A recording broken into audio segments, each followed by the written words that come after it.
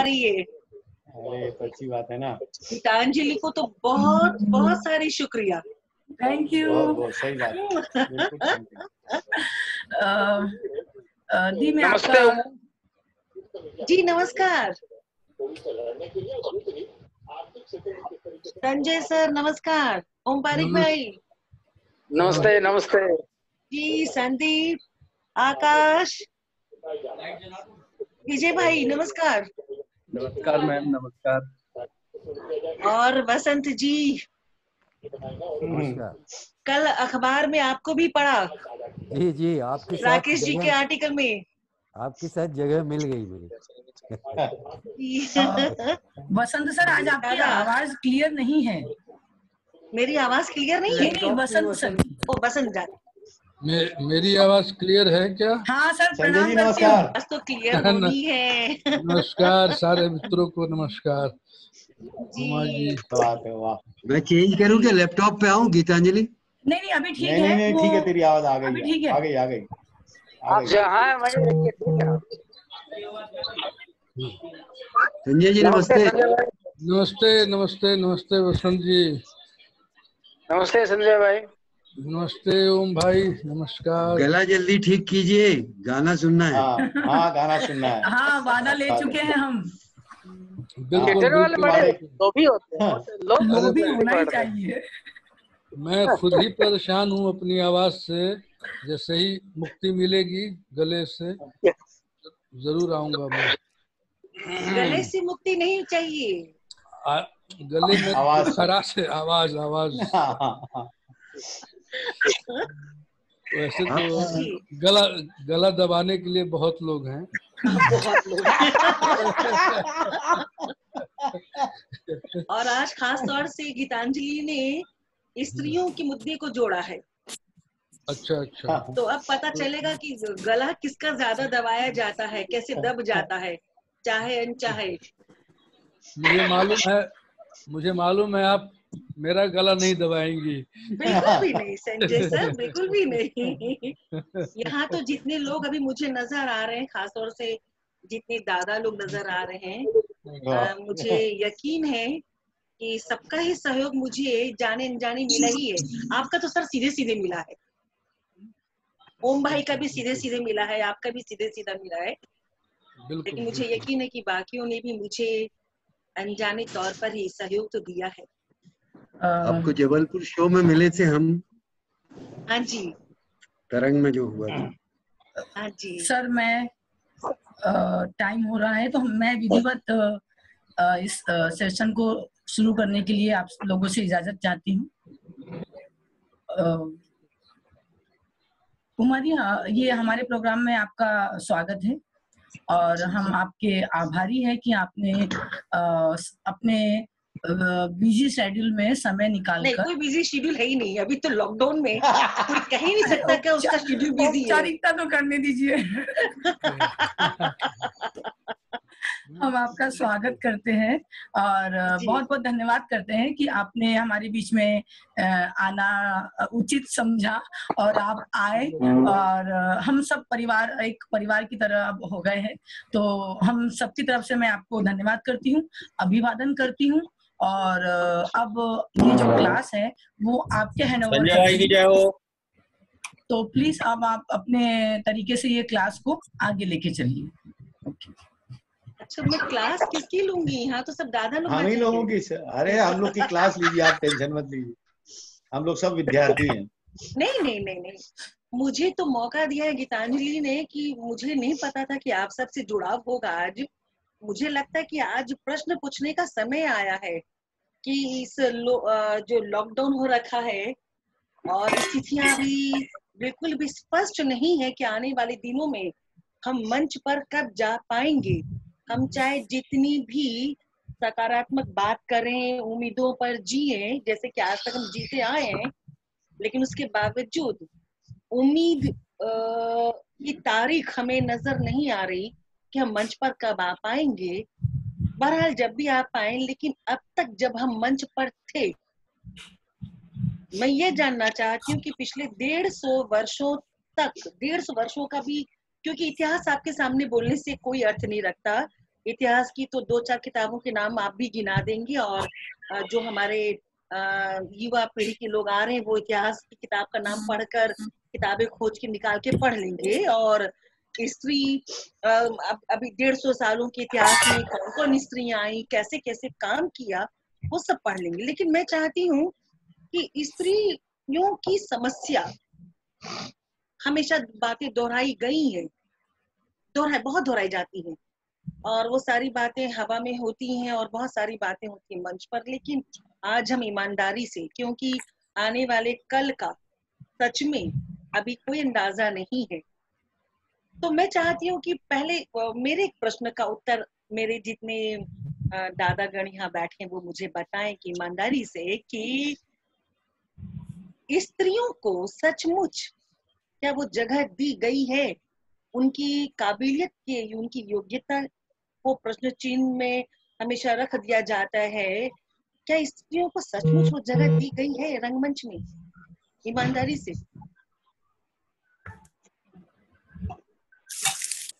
आज हम, मुझे नहीं लगता कि मेरे गीतांजलि के अलावा कोई और स्त्री यहाँ बैठी है जो रंगमंच में स्त्री एक और है हमारे बीच में नंदनी मैम करके, हमारे ग्वालियर से है, जो साहित्यिक गतिविधियों में सक्रिय है, और साथ में करुणा सिंह भी है हमारे साथ में।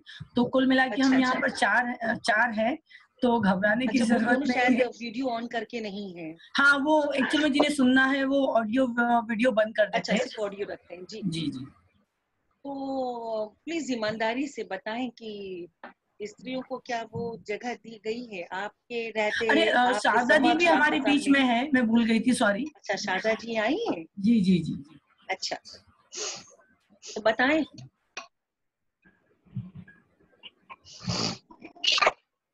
वसंत जी, दादा, क्या ईमानदारी से स्त्रियों को जगह दी गई है? मैं तो मानता हूँ दी गई है। नहीं, झूठ ना कहें दादा, तो आज झूठ नहीं, झूठ ना कहें। नहीं, बिल्कुल झूठ नहीं। नहीं दादा, आप व्यक्तिगत तौर पे लेके बात ना करें। आपकी नजर में, आपके सामने ये बताएं, व्यक्तिगत तौर पे आपने सहयोग किया होगा, मैं व्यक्तिगत बात ही नहीं कर रही, मैं उस पूरे परिवेश की बात कर रही हूँ जिस परिवेश में आप जुड़े हैं, हम जुड़े हैं, हम सब जुड़े हैं। क्या आपको लगता है कि सचमुच स्त्रियों को वो जगह दी गई है? आज की पूरी बहस, आज की पूरी क्लास इसी बात पर निर्भर करती है। उमा, मैं कुछ बोलूं? कौन? हाँ जी, हम मैं हाँ भाई। मेरा ये मानना है उमा कि रंगमंच पर भी समाज से जुड़ा हुआ है। समाज की जो व्यवस्था है उससे तो रंगमंच अलग है नहीं। महिला लड़की जब पैदा होती है तो एक डॉल की तरह पहले पिताजी उसको अपने इशारों से बोलते हैं ये करो वो करो, एक डॉल की तरह इस्तेमाल होती है।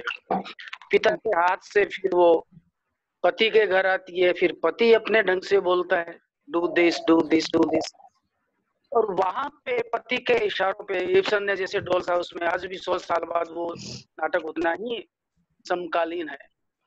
अगर वहां वो कुछ विरोध करके निकलती है तो वो बात अलग है, लेकिन मुझे लग रहा है कि इतने वर्षों बाद, इतनी शिक्षा के बाद अगर समाज में स्त्री को वो दर्जा, वो सम्मान नहीं मिला है तो रंगमंच में वो क्या उतना मिलेगा कैसे? समाज में भी तो हम ही हैं, समाज में भी तो वही लोग हैं। तो कहीं न कहीं इस बात में सच्चाई है, मुझे लग रहा है ऐसा।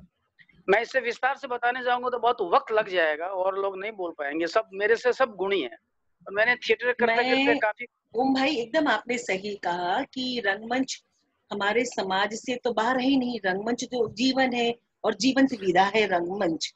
इसलिए शाम के वक्त में, खासतौर से शहरों में, रंगमंच तो शाम का थिएटर है। 6 बजे सब मिलते हैं, 9-10 बजे तक रिहर्सल होती है और शो की तारीख में शो होते हैं।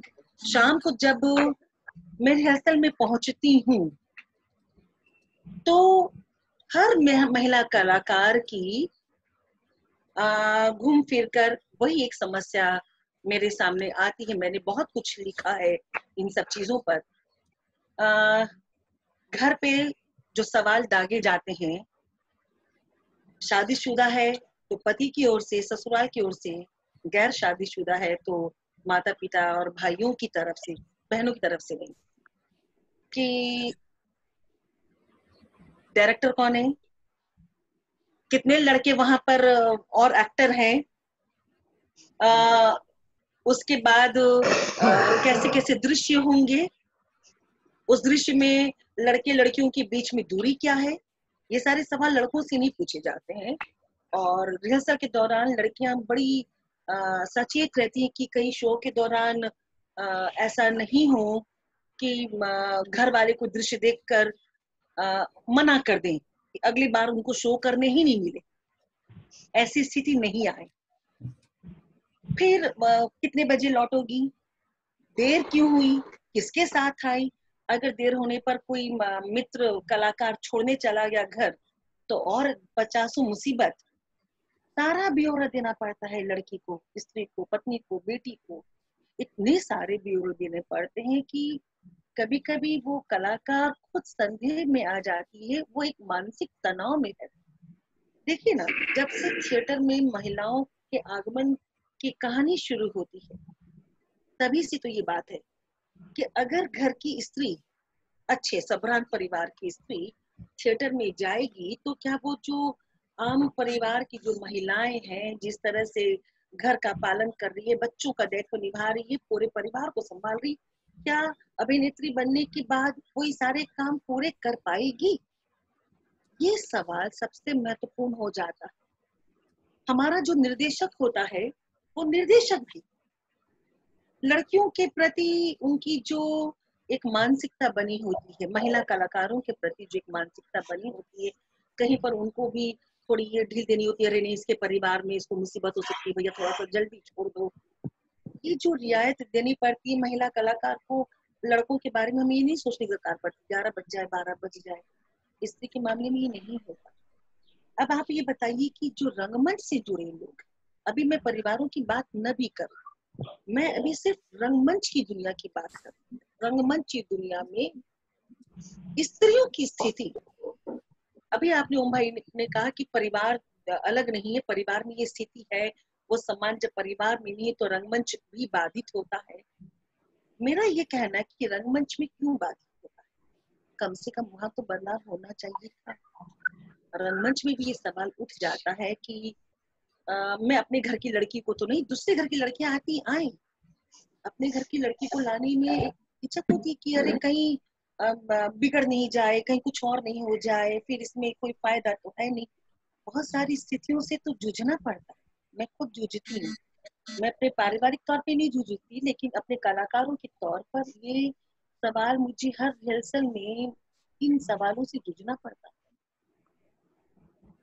खुलकर वो रंगमंच नहीं कर पाती, और मुझे बड़ी पीड़ा होती है कि स्त्रियों के प्रति मानसिकता में बदलाव आया ही नहीं है। क्योंकि विकास हुआ है, संस्कार या संस्कृति या जिसे कहा जाए भौतिक विकास जो हुआ है इस दुनिया का, उसमें हमें दिखावा करना पड़ता है, हमें बताना पड़ता है कि भाई हम बहुत खुले दिमाग के हैं, हम प्रगतिशील हैं। तो मंच पे हम प्रगतिशील दिखाते हैं अपने आप। कुछ मैं 90% की बात कर रही हूँ, मैं उन 10% लोगों की बात नहीं कर रही हूँ जो लिंग भेद नहीं मानते, बिल्कुल नहीं मानते। वहां पर सिर्फ रंगमंच होता है, और रंगमंच स्त्रियों के बगैर अगर पूरा हो रहा होता तो 19वीं शताब्दी में स्त्रियों के आगमन पर चर्चा नहीं होती। पहले वर्जित ये वह शब्द, चूंकि जब हम पढ़ते हैं तो ये शब्द वहां लिखा आता है, जबकि उन शब्दों को मैं नहीं मानती कि उस वर्ग की महिलाओं को लाया जाने लगा, तवाइफें आई, वेश्याएं आई और उनके द्वारा नाच गान ये सब करवाया गया। लेकिन स्त्री की जरूरत हुई क्योंकि आप देखेंगे कहा जाने लगा कि जब पुरुष स्त्रियों की भूमिका निभा रहा है तो उसके फिर उसकी जो एक्टिविटी है, उसके आंगिक भाव वगैरह है, उसमें बदलाव आते हैं और फिर वापस सामान्य होने में समय लगने लगता था। तो ये दिक्कतें आने लगी और धीरे धीरे रंगमंच में, और कोई भी विधा, लेखन हो, परफॉर्मिंग आर्ट्स हो, सिर्फ पुरुषों पे तो चल ही नहीं सकता, ये तो सभी मानते हैं। तो स्त्रियों को सिर्फ भरपाई के तौर पर ही क्यों लाया गया? वो जगह आज भी स्त्रियों को क्यों नहीं दी जा रही? नहीं दी गई, मैं पूछ ही नहीं रही, क्यों नहीं दी जा रही?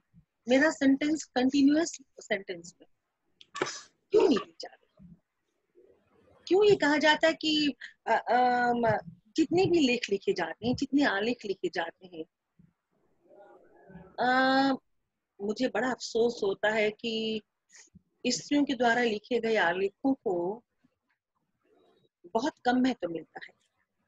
फिर सबसे बड़ी बात है, हमारे तो समाज में लॉ भी इतनी है, जो जिसकी पसंद की हो जाए तो उनको आप चाहे जितना बढ़ावा दे दें।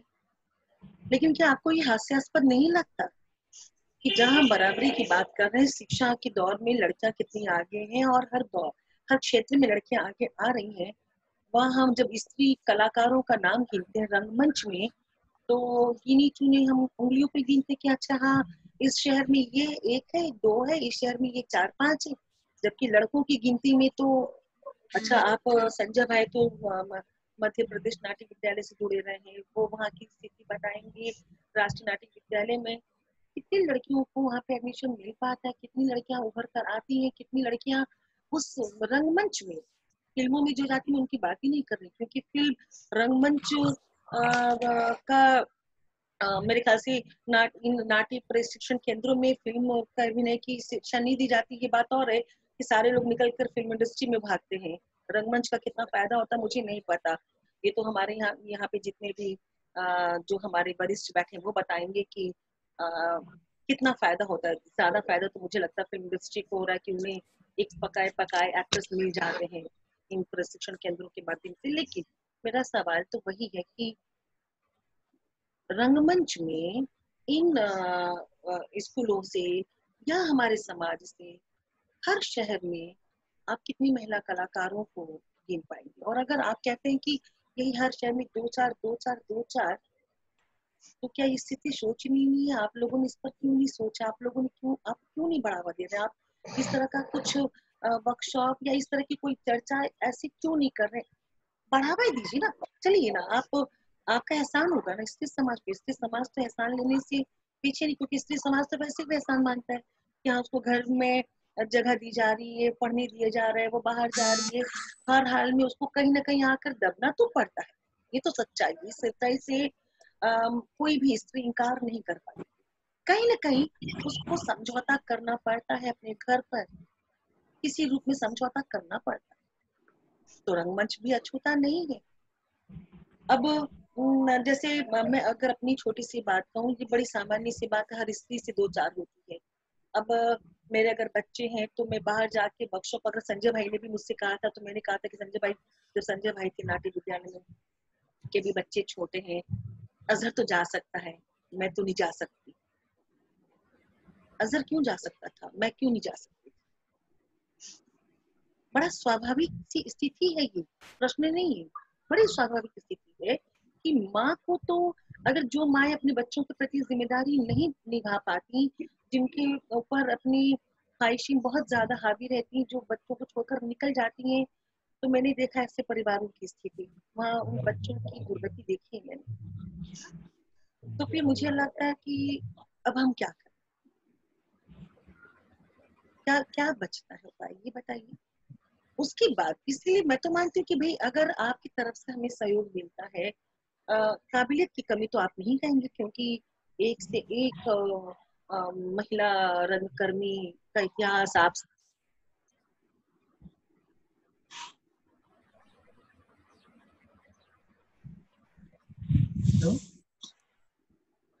दी, आपकी ऑडियो वीडियो बंद हो गई है।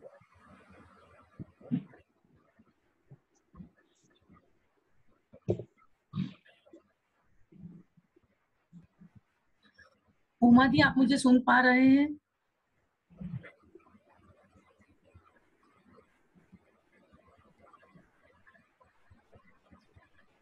नेटवर्क प्रॉब्लम जो अक्सर आ जाती है। कल तो आनंद मिश्रा सर के साथ। हाँ, आ गया जी आ गया। हाँ, आ गया। दी, आप हेडफोन लगा लीजिए तो बहुत अच्छा होगा। अच्छा, मैं हेडफोन लगा लेती हूँ। मुझे एक मिनट का समय दीजिए, मैं हेडफोन लगाती हूँ।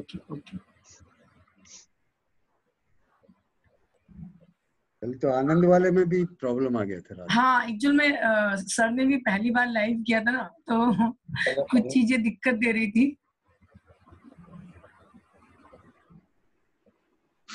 मतलब हम सब बूढ़े सीख जाएंगे। कोई बात नहीं, मस्त सब आगे निकलने वाले हैं। हाँ, क्लियर हो रही है आवाज? जी बिल्कुल। जी। जयंत दादा, आप सुन रहे हैं ना दादा? सब लोग सुन रहे हैं। जयंत दादा सुन रहे हैं तो? हाँ, सारे लोग सुन रहे हैं। जी आप बिल्कुल चिंता मत करें, सारे लोग सुन रहे हैं। मैं इसमें कुछ बोल सकती हूँ क्या? जी जी जी। मुझे ऐसा लगता है कि मैं भी रंगमंच में आई हूँ, लेकिन यहाँ आने के बाद भेदभाव उस हद तक नहीं देखती हूँ। हाँ, कुछ सुविधाओं को लेकर जरूर प्रॉब्लम होती है, जैसे टॉयलेट जाना हो तो हमारे लिए प्रॉपर टॉयलेट जाने की या कपड़े चेंज करने की सुविधाओं में कभी कभी कमी देखती हूँ, या चेंजिंग रूम में कई बार हमको शेयर करना पड़ता है। लेकिन मुझे ये लगता है कि जो समाज, भारतीय समाज जो बना है, उसके अनुसार स्त्रियों को अभिव्यक्ति की आजादी पर अंकुश लगा दिया गया है।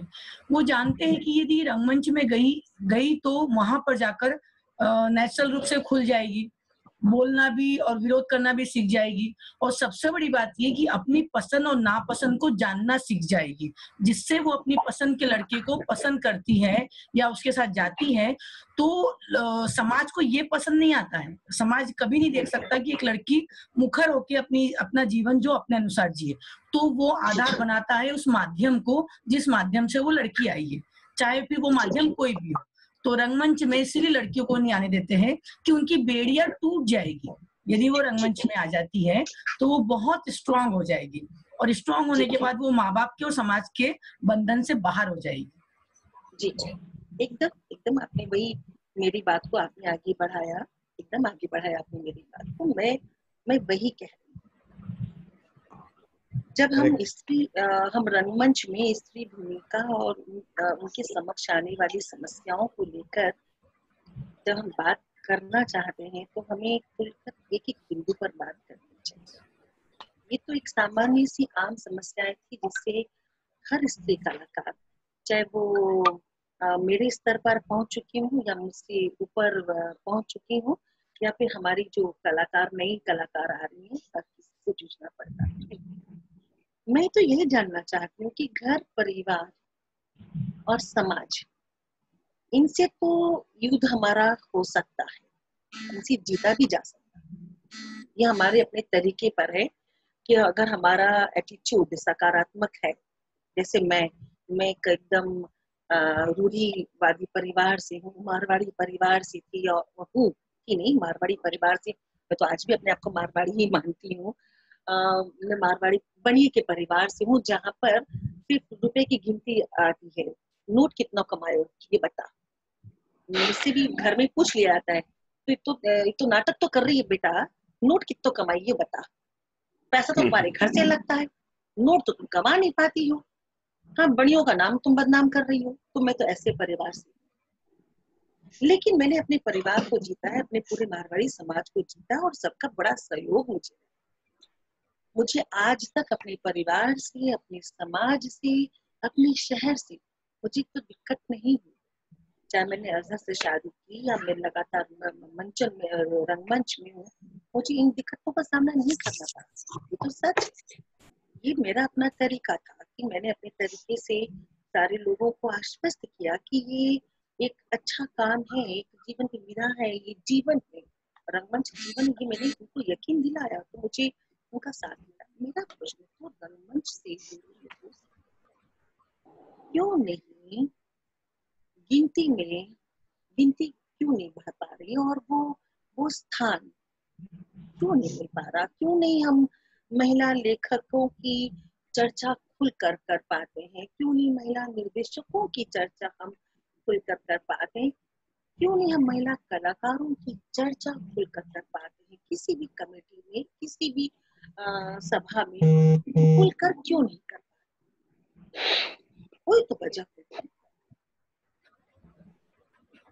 खुलकर हम उनके बारे में बात नहीं कर पाते, ये सच है गीतांजलि जी।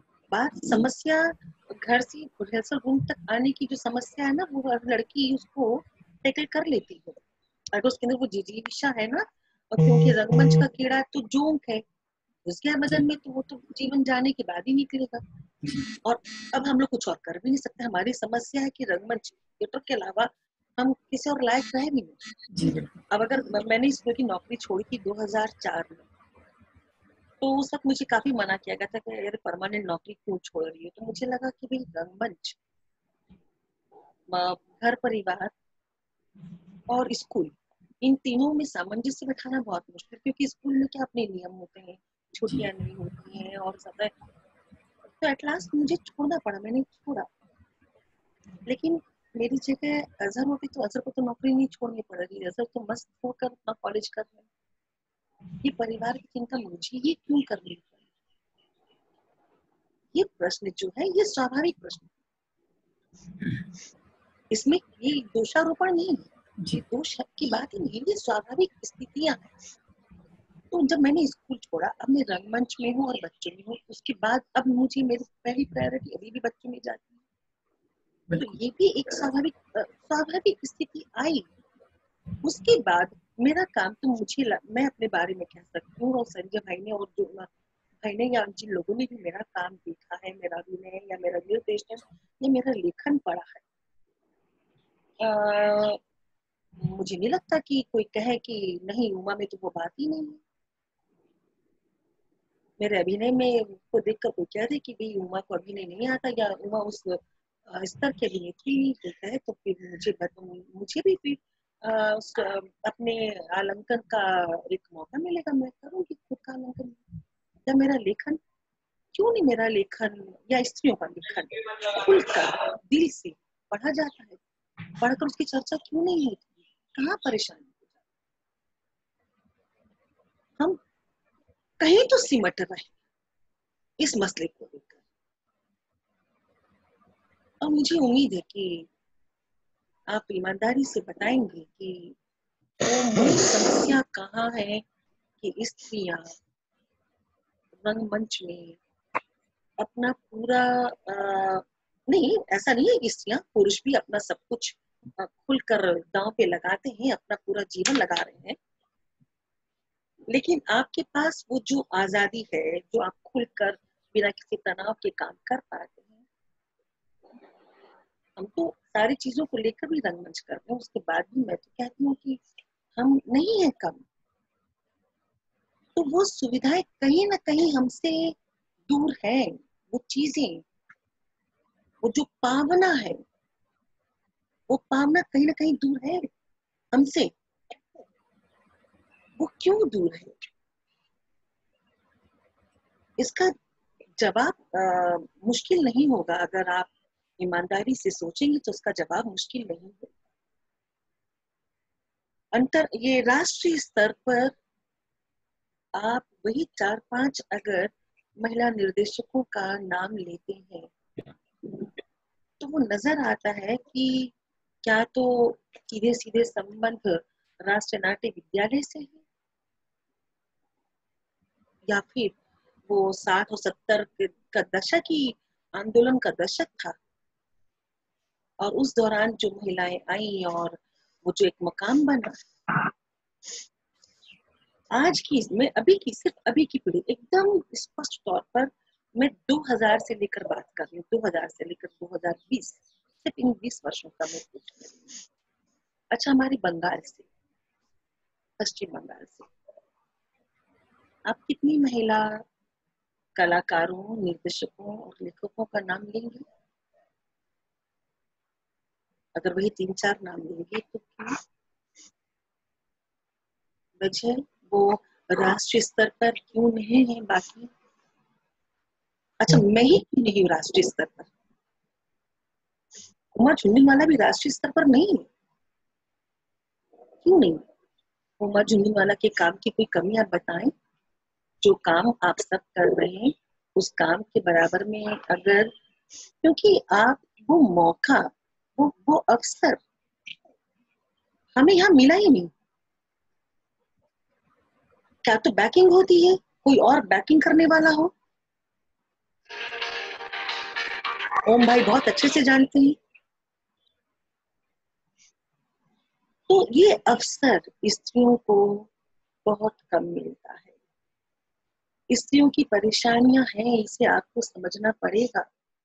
देखिए, खुलकर हम सभी पुरुषों से, रंगमंच से हो या कहीं पर भी हो, देखिए खुलकर स्त्रियां बहुत ज्यादा फोन पर जब तक चाहे फोन करके बात नहीं कर सकती हैं। इसकी अपनी एक दुश्वारियां पैदा हो जाती हैं। आप जब चाहे किसी को फोन कर सकते हैं, बात कर सकते हैं, अम्मा यार क्या चल रहा है, ये बात कर सकते हैं। लेकिन एक स्त्री दूसरे पुरुष को खुलकर जब तक फोन पर बात नहीं कर सकती, डर से दादा भैया ये सारे शब्द लगाने पड़ते हैं कि कहीं कुछ और बात नहीं हो जाए, इसका दूसरा अर्थ नहीं लगा लिया जाए, या फिर जिनसे बात कर रही है वही कोई गलतफहमी ना पाल ले और फिर कहीं कोई किस्सा नहीं बन जाए। बहुत सारी स्थितियां हो जाती हैं। तो हम तो वैसे भी बहुत सीमित सीमित हमें सीमित रहना पड़ता है। अपनी स्त्री होने के कारण हमें एक सीमित अवस्था में रहना पड़ता है। इसे मेरे ख्याल से गीतांजलि इनकार नहीं कर सकती। बिल्कुल बिल्कुल, मैं तो वैसे भी बहुत मतलब ये नहीं कह रही हूँ, जब आपने बात निकाली तो कह रही हूँ, मैं बहुत बिंदास तरीके से किसी को भी कभी भी फोन लगा देती हूँ। और कई बार मेरे नेचर के बात सिर्फ कारण, आपकी मेरी नहीं है। हाँ। जी नहीं, मैं बता रही, कभी कभी मेरे नेचर के कारण मुझे गलत समझ लिया जाता है कि यदि मुझे कोई काम याद आया और मैंने रात के 11 बजे फोन लगा दिया, अच्छा 11 बजे बात कर रही है मतलब अब पट जाएगी। आप उपलब्ध हैं, आपकी उपलब्धता को नहीं, ये मैं समाज की बात करी सर, ये कॉमन बात हो रही है। यहाँ जो बैठे उनमें से किसी की ऐसी कोई बात नहीं हो रही है। एक समाज का दायरा है कि यदि मैं बहुत खुली हुई हूँ, ये व्यक्तिगत स्तर पे बात भी नहीं हो रही है। यहाँ हमारे जितने लोग बैठे, मैं तो बहुत खुश हूँ कि आप सबके समक्ष आज एक साथ, नहीं तो अकेले ओम भाई से बात हो जाती है या अकेले जयंतदा से बात हो जाएगी, संजय भाई से बात हो जाएगी, लेकिन आज हम एक साथ बैठे हुए हैं तो ये बहुत अच्छी बात हो रही है। और व्यक्तिगत स्तर पे तो बात भी नहीं हो रही। और मेरी तो वैसे भी जो मुझसे जानते, मुझे जानते हैं, बात करते हो जानते, मैं तो वैसे भी वैसे तो बहुत बिंदास हूँ।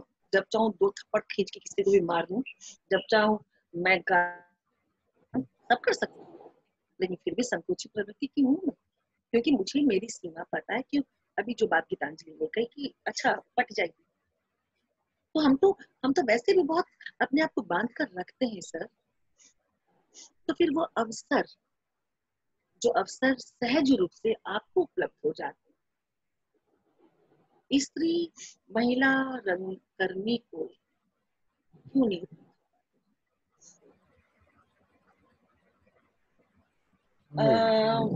इतना काम कर रही हूँ, 25 वर्षों से मैं थिएटर में काम कर रही हूँ। 25 वर्षों से लिटिल थिएटर चल रहा है। और स्कूली जब मैं स्कूल में 10 पास किया था तभी से मैंने नाटक शुरू किया। 84 में मेरा पहला नाटक गुस्ताखी माफ किया था। हमारे कलकत्ता के निर्देशक थे गोपाल कलवानी, और उन्होंने जो वर्कशॉप करवाया था वो मेरा पहला वर्कशॉप था, जहाँ पर मैंने लिंग भेद भूला था। वहां पर मैं पहली बार कलाकार बनी थी। वहां पर स्त्री कलाकार या पुरुष कलाकार, लड़का और लड़की नहीं थे। उन्होंने जो वर्कशॉप हमें करवाया था, उस वर्कशॉप में बहुत चीज, मतलब मैं मेरे लिए वो पहली बार, अच्छा क्लास 10 पास किया था, 16 वर्ष की थी, तो मेरे लिए वो चीजें अजूबा थी। और वहां पर पहली बार उमा ने उमा को पाया था। उमा वहां पर लड़की नहीं थी, उमा वहां पर एक व्यक्ति थी। अपने अंदर के व्यक्ति को मैंने पाया था। तब से मैं अपने व्यक्ति के साथ हूँ, अपने अंदर के व्यक्ति के साथ। मैं स्त्री नहीं हूँ, मैं स्त्री या पुरुष के लिंग भेद में मैं नहीं। तो वैसे 24 से शुरुआत कर दी मैंने, लेकिन लिटिल थेस्पियन तो 94 से है। 25 वर्षों में बहुत नाटक किया है, लगातार नाटक कर रहे हैं, नाटक लिखे भी हैं, लिख भी रहे हैं। कोशिश करते हैं कि वो स्त्री विषयक विषय हो। जैसे संजय भाई ने नाटक बुलाया था, रिंगती परछाइयां करवाया था भोपाल में, वो पूरा स्त्री विषयक है। और है मतलब कि वो स्त्रियों के लिए एक, सब कहते हैं कि बोल्ड विषय है। तो इस तरह के नाटक मैं लिख रही हूँ या इस तरह के नाटक कर रही हूँ। लगातार काम कर रही हूँ, वर्कशॉप करवाती हूँ। लेकिन ये बताइए ना, इन 25 वर्षों में अब मेरे पूछने का यह अर्थ मत लगा लीजिएगा कि नहीं भाई काम किए जाओ, कृष्ण की भांति हल्की कामना न करो, काम किए जाओ। हल्की कामना तो हर कोई करता है, यहाँ जितने लोग बैठे हैं कोई नहीं बोल सकता कि हम हल्की कामना नहीं करते, हम काम कर रहे हैं। हर किसी को हल्की कामना है। तो इस रंगमंच में 25 वर्षों में आप लोगों ने मुझे क्या दिया?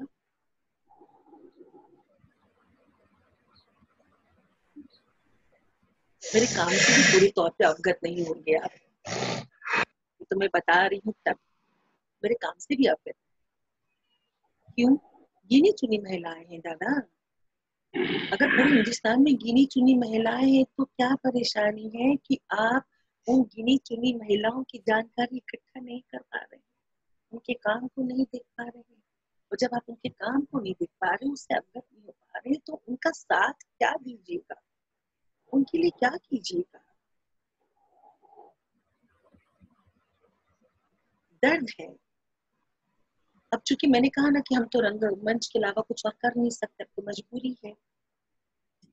और बनिया की बेटी होकर भी हम पैसा कमाने के बारे में इसलिए भी नहीं सोच सकते क्योंकि हमारे बंगाल में हिंदी सिनेमा के लिए कोई स्कोप नहीं है। यहाँ जो काम है वो बंगला में है। और मेरा पहला जीना मरना जो अब बन चुका है वो हिंदी रंगमंच है। रंगमंच के लिए तो मैं अब कलकत्ता छोड़कर कहीं और जा नहीं सकती पैसा कमाने के लिए। रंगमंच मेरी प्राथमिकता है। तो ये तो मजबूरी हो गई, प्राथमिकता भी मजबूरी, अब इसको आप गिन लें। लेकिन रंगमंच तो है, उस काम में ईमानदारी है, रंगकर्म में ईमानदारी में। रंगकर्म क्यों करती हूँ ये मुझे अच्छे से पता है। मुझे पता है कि मेरे रंगकर्म में जुड़ने से, ये मेरे नाटक करने से एक बार में समाज यूं बदल जाएगा, नहीं, ये तो लगातार चलने वाली विधा है ना। और समाज में परिवर्तन किसी भी वजह से आता है तो कम से कम 50 वर्ष तो लग ही जाते हैं, तब जाके वो परिवर्तन नजर आता है। ये तो मेरा मानना है। तो मेरे जो काम है, कम से कम मेरे इलाके, मेरे शहर में मेरे काम का असर मुझे नजर आता है लोगों को। अब देखिए, दर्शकों की संख्या की बात नहीं कर रही क्योंकि दर्शकों की संख्या एक अलग मुद्दा है। लेकिन यहाँ जो दर्शक है हिंदी के, उन्हें उमा और अजहर के काम की प्रतीक्षा रहती है। अच्छा, उमा क्या करती है? उमा का नाटक है, चल देखने चलना है भाई। भले टिकट बिक्री नहीं हो, भले मुझे उन्हें पास देना पड़ता हो, लेकिन तो मेरे नाटकों की प्रतीक्षा, मेरे नाटकों का प्रभाव है। मेरे नाटकों की चर्चा लोग ये करते हैं कि भाई ये विषय आप उठाए। अब हमने नमक की गुड़िया नाटक किया जिसमें वो तलाक को लेकर नाटक था। मैंने इसमें मुख्य भूमिका निभाई थी, अजहर का निर्देशन था। क्योंकि मेरे साथ थोड़ी दिक्कत ये कि जब मैं जिस चरित्र को निभाती हूँ तो उस चरित्र, शो खत्म होने के बाद उस चरित्र से बाहर आने में मुझे 10 मिनट तो कम से कम लग जाता है। पता नहीं वो उस चरित्र की उसका जो साइकोलॉजी है, उसकी जो मनस्थिति, वो मेरे अंदर घुस जाती। क्यों घुस जाती है? मैं वो ऊपर वाला अभिनय नहीं कर पाती। और मुझे उस वक्त लगता है कि मैं नरगिस हो गई हूँ और नरगिस का जो दर्द है वो अब मेरा दर्द हो गया। और जब मैं वो नाटक करती हूँ और वो तलाक के विषय को लेकर की एक मतलब कि फंसा कर पत्नी को और वो उससे गलत काम करवाती,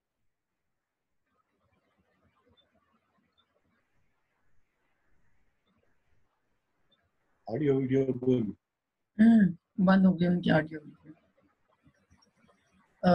एक्चुअल में यहाँ पर भी हवा आंधी वाली स्थिति है। पूरा हिंदुस्तान नेट पे ही चल रहा आजकल। नेट पे तो चल नहीं सकता आजकल। दी आपकी आवाज नहीं आ रही है। ऑडियो वीडियो मेरी नहीं, उमा दीदी की। उमा जी हाँ वो तो कट गया। हाँ उमा जी। जी जी जी जी बीच में कट जाता है। हाँ हाँ, शायद कवरेज की प्रॉब्लम होगी, नेटवर्क।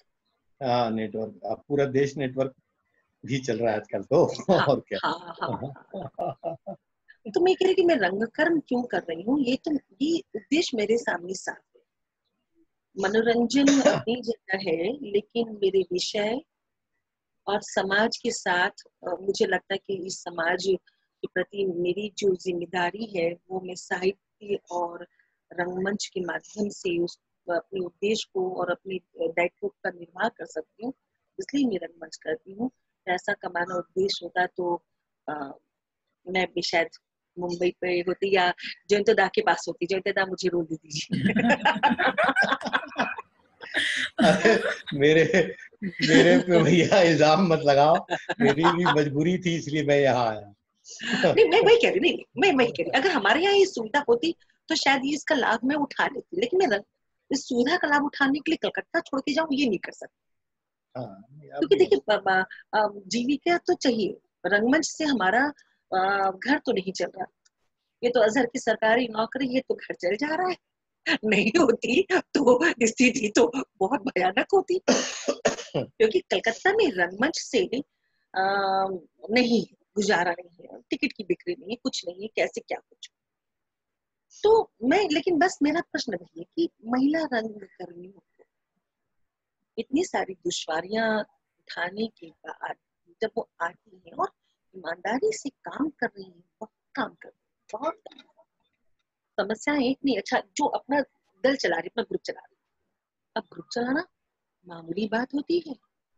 पैसे कहाँ से? सबसे पहले तो वहां पैसा आता है, उसके बाद पीआरओ, आपको पीआरओ बढ़ानी है, आपको रिहर्सल को ऑर्गेनाइज करना है। रिहर्सल में जो आपके कलाकार आ रहे हैं, उन कलाकारों की खाना पीना, कुछ तो मामूली तो खाना पीना, एक चाय और बिस्कुट तो देंगे। अब 20 कलाकार आपके पास आ रहे हैं तो सोचिए, एक दिन का 200 रुपया तो ये गया, और रिहर्सलों का किराया अब 700-800 रुपया नहीं, 1000 रुपये एक दिन का कहाँ से लाए? एक तो घर की परेशानी उठाए, और फिर वो रोज के जो रिहर्सल है, फिर प्रोडक्शन का खर्च, उसके बाद वो जो दूसरी दुश्वारियां जो जिनकी चर्चा में कर चुकी। तो संस्था चलाना, जो स्त्रियां अपनी संस्था चला रही है अपने बलबूते पर, उनके बारे में तो कहना है कि जिनके पास जैसे मेरे पास सरकारी अनुदान है, ठीक है, लेकिन उस अनुदान से काम तो पूरा नहीं होता, लेकिन फिर भी कुछ मान लिया, लेकिन जिनके पास कुछ नहीं, अच्छा जिनके पास सब कुछ है, मैं उनकी बात नहीं कर रही, मैं उस 10% की बात नहीं कर रही। उन 10% महिलाओं को मैं आज की इस बातचीत में का मुद्दा नहीं बना रही, मैं 90% की बात कर रही हूँ। तो उनका क्या हाल होता है? क्या वो नहीं चाहती, वो रंगकर्म से जुड़ना नहीं चाहती है, लेकिन वो ये भी चाहती कि काश कोई उनका साथ थोड़ा सा भी दे देता तो वो काम को और आगे कर पाती, और उनमें वो सामर्थ्य है, पूरा सामर्थ्य, वो काम को बहुत अच्छा, किसी भी आप अगर तुलना करना चाहें तो किसी से भी तुलना की जा सकती है उनके काम, लेकिन मुश्किल है कि वो सहयोग नहीं। मेरा तो मुझे बड़ा अच्छा लग रहा है गीतांजलि की, मुझे लगा विद्यार्थी होंगे तो शायद थोड़ा सा मुझे इतिहास बोलना पड़ेगा, लेकिन अच्छा हुआ सब दादा लोगों को बैठा दिया आपने। मुझे इतिहास बोलने की जरूरत नहीं। विद्यार्थी भी हैं, लेकिन जैसे अनिकेत है, यजन, रेशु। नहीं, जो विद्यार्थी है वो तो अच्छा, वो तो ये अभी की समस्या को सुन रहे हैं, इतिहास तो पढ़ लेंगे, ये सारे दादा लोग भी नाम बता देंगे, आप नाम बता दोगे, किताबों के नाम में भी बता देंगे, पीछे में सारी किताबें रखी हुई हैं, मैं किताबें खोलकर बता दूंगी, मेरे पीछे में आपको मेरी लाइब्रेरी नजर आ रही होगी जी, तो वो तो बता दूंगी, मैं अपने आलेखों को पोस्ट कर दूंगी, पढ़ लेंगे। लेकिन हम लाइव प्रोग्राम है, और इस लाइव प्रोग्राम में जिंदगी की बात कर जी, एकदम जो है अभी उसी की बात है, इसलिए मैंने कहा कि नहीं, 2000 पहले की बात छोड़ दीजिए, 2000 से लेकर 2020, सिर्फ 20 वर्षों की बात। इस 20 वर्षों में आप कितने महिला रंगकर्मियों का नाम लेना चाहेंगे? अभी तो आपने खुद भी स्वीकार कर लिया है कि हमारे देश में गिनी चुनी महिला रंगकर्मियों के नाम तक, उनके काम तक आप उनसे अवगत नहीं है। आप सबसे मेरा नहीं, विनम्र निवेदन नहीं, बल्कि आप कह सकते हैं कि मेरी धृष्टता कह सकते हैं इसे कि एक बार आप इसका डाटा बनाएं, उनके काम को देखें और फिर विचार करें। आप देखिए दादा, प्लीज आप लोग देखिए, सारे महिला कर्मियों को आप जोड़िए, ये काम आप लोग कर सकते हैं। वैसे भी क्या शर्म कहने में कि इस पितृसत्तात्मक राज्य में, सत्ता में हम अगर आपसे कुछ मांग ही ले तो क्या बिगड़ जाएगा। हम शक्तिशाली तो बहुत है, महिलाओं को शक्तिशाली कहने में क्या जाता है, कुछ नहीं। दो फूले तो चढ़ाने होते हैं, कौन से? जवा कुसुम। देवी को तो जवा कुसुम के पुष्प हमने भेंट कर दिए, शक्ति की पूजा, ये सब ठीक है। लेकिन हकीकत में वो जवा कुसुम का पुष्प चाहिए, सच में चाहिए। मैं समर्थन करती हूँ। हमारे लिखे आलेखों को, नाटकों को आप लोग पढ़ें, उस पर चर्चा करें। हमारे द्वारा निर्देशित नाटकों को आप देखें, उसकी चर्चा ज्यादा से ज्यादा करें। हमारे अभिनीत नाटकों को आप देखें और हमारे अभिनय की चर्चा। सिर्फ एक साल आप सिर्फ स्त्रियों की बात करें, स्त्री महिला करें, सिर्फ एक साल आप देखेंगे बदलाव बहुत तेजी से आएगा। मैं आपसे सिर्फ एक साल मांग रही हूँ, और वैसे भी लॉकडाउन में है, कुछ करना ही नहीं है। तो इस एक साल में कम से कम एक साल अगर समय आप हमें दे देते हैं, तो मैंने आपका जीवन का बहुत बड़ा हिस्सा मांगा ही नहीं दादा। सिर्फ एक साल आप महिला अपने अपने शहर की, फिर दूसरे शहरों की लिस्ट बनाइए, डाटा बनाइए, उनके द्वारा लिखित, अभिनीत और निर्देशित नाटकों को प्लीज देखिए, पढ़िए, उसकी चर्चा कीजिए, ज्यादा बड़े पैमाने पर चर्चा कीजिए। सिर्फ कहीं कहीं कोई महिला निर्देशकों के नाटकों का कुछ सब हो गया तो आप जानते हैं वो सब खाना पूर्ति होता है। यहाँ हम सभी लोग बैठे हैं और हम जानते हैं ये सब एक खाना पूर्ति होता है, क्योंकि हमारे पास कई बार फंडिंग उसी नाम की आई होती है और उस फंड को हमें इस्तेमाल करना होता है। लेकिन वहां पर दिल से ये हमारे मन में ख्वाहिश नहीं होती कि हम महिला रंगकर्मी को आगे बढ़ा रहे हैं। आप ईमानदारी से हमें पढ़िए, हमें देखिए, हमारी चर्चा कीजिए एक साल। उसके बाद आप तब फिर देख पाएंगे कि ये जिस हमेशा लिखित रूप में हम कितनी किताबें मैंने देखा कि रंगमंच में स्त्री भूमिका पर बहुत सी किताबें लिखी हुई, फिर किताब समस्या पर लिखने की जरूरत रही नहीं जाएगी, फिर किताबें लिखी जाएंगी उनके योगदान पर, एक रंगकर्मी के योगदान पर किताब लिखी जाएगी। समस्याओं पर किताब जितनी भी लिख ले क्या फायदा, मतलब ही नहीं निकलता। हम बैठकर एक बार मैंने ये प्रश्न उठाया था कि होता क्या है ना कि बहुत आसानी से चाय की दुकान पर बैठकर हम अड्डा कर लेते हैं और नाटक, जैसे कई बार चर्चा होती है कि ग्रांट फ्रांट का बड़ा मिसयूज होता है। अगर मान लिया कहीं हुआ भी हो तो वो संख्या कितनी होगी, लेकिन जो लोग कर रहे हैं काम, अब आप उन पर भी आक्षेप लगा देती हैं। सामान्य तौर पर अगर मैं बात कर रही हूँ, उस तरह से इल्जाम महिलाओं पे लग जाती है। चर्चा करना बहुत आसान होता है, कहीं पर भी बैठकर चर्चा, लेकिन उसे रूबरू होना, उस स्थिति से रूबरू होना, उसको झेलना, उसको सहन करना और उसके साथ चलते जाना,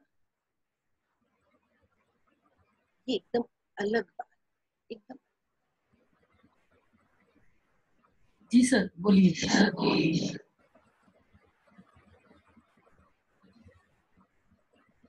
सर आपकी आवाज नहीं आ रही है सर, नहीं आ रही सर।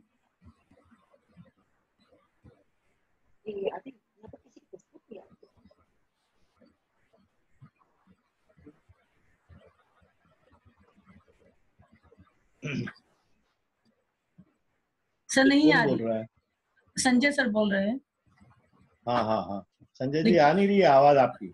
हाँ वो सर नहीं आ रहा है। हाँ ठीक है, वो कुछ प्रोसेस में हो रहा है। ठीक है, ओके। वो कह रहे हैं कि वो बाद में बोल देंगे, और कोई बोलना चाहे तो बोल।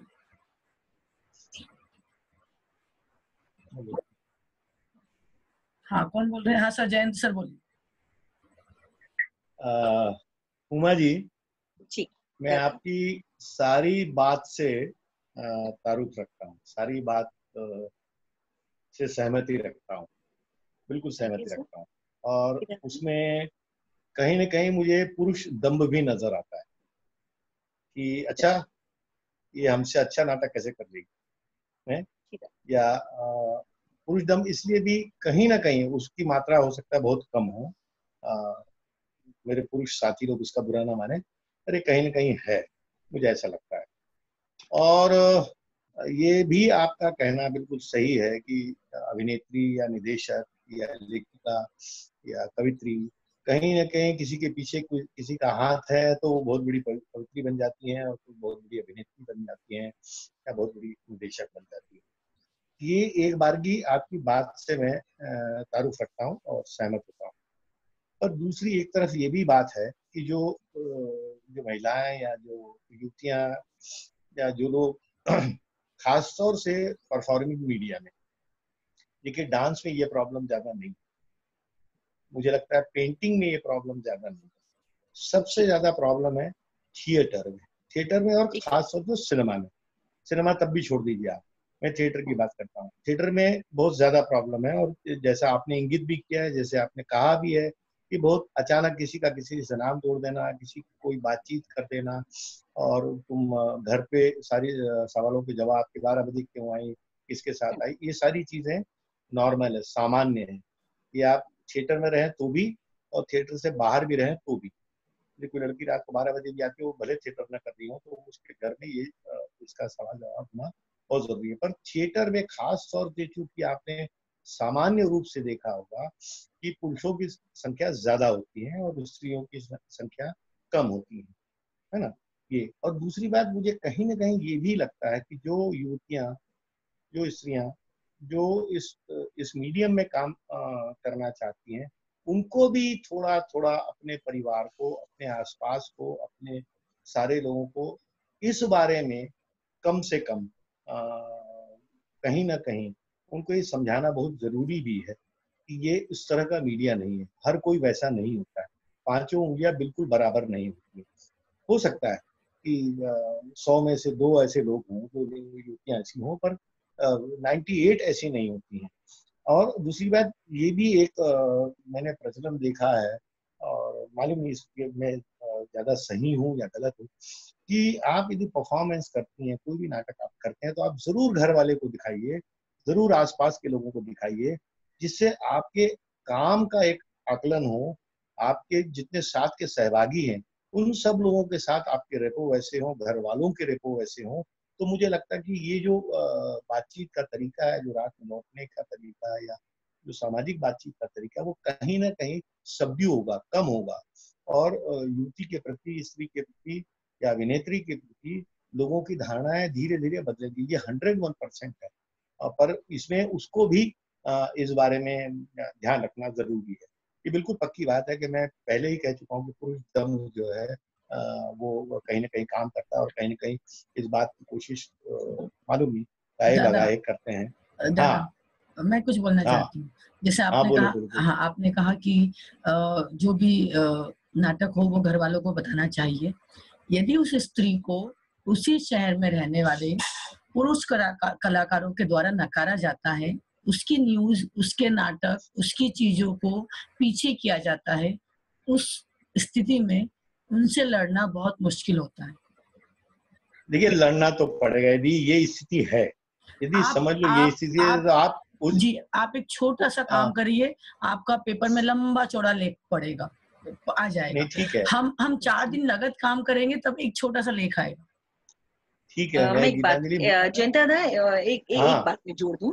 दादा ये जो बात आप कह रहे हैं ये तो मैंने कही कि घर से और परिवार से और समाज से हम उनको कन्विंस कर सकते हैं, उनको आश्वस्त भी कर सकते हैं।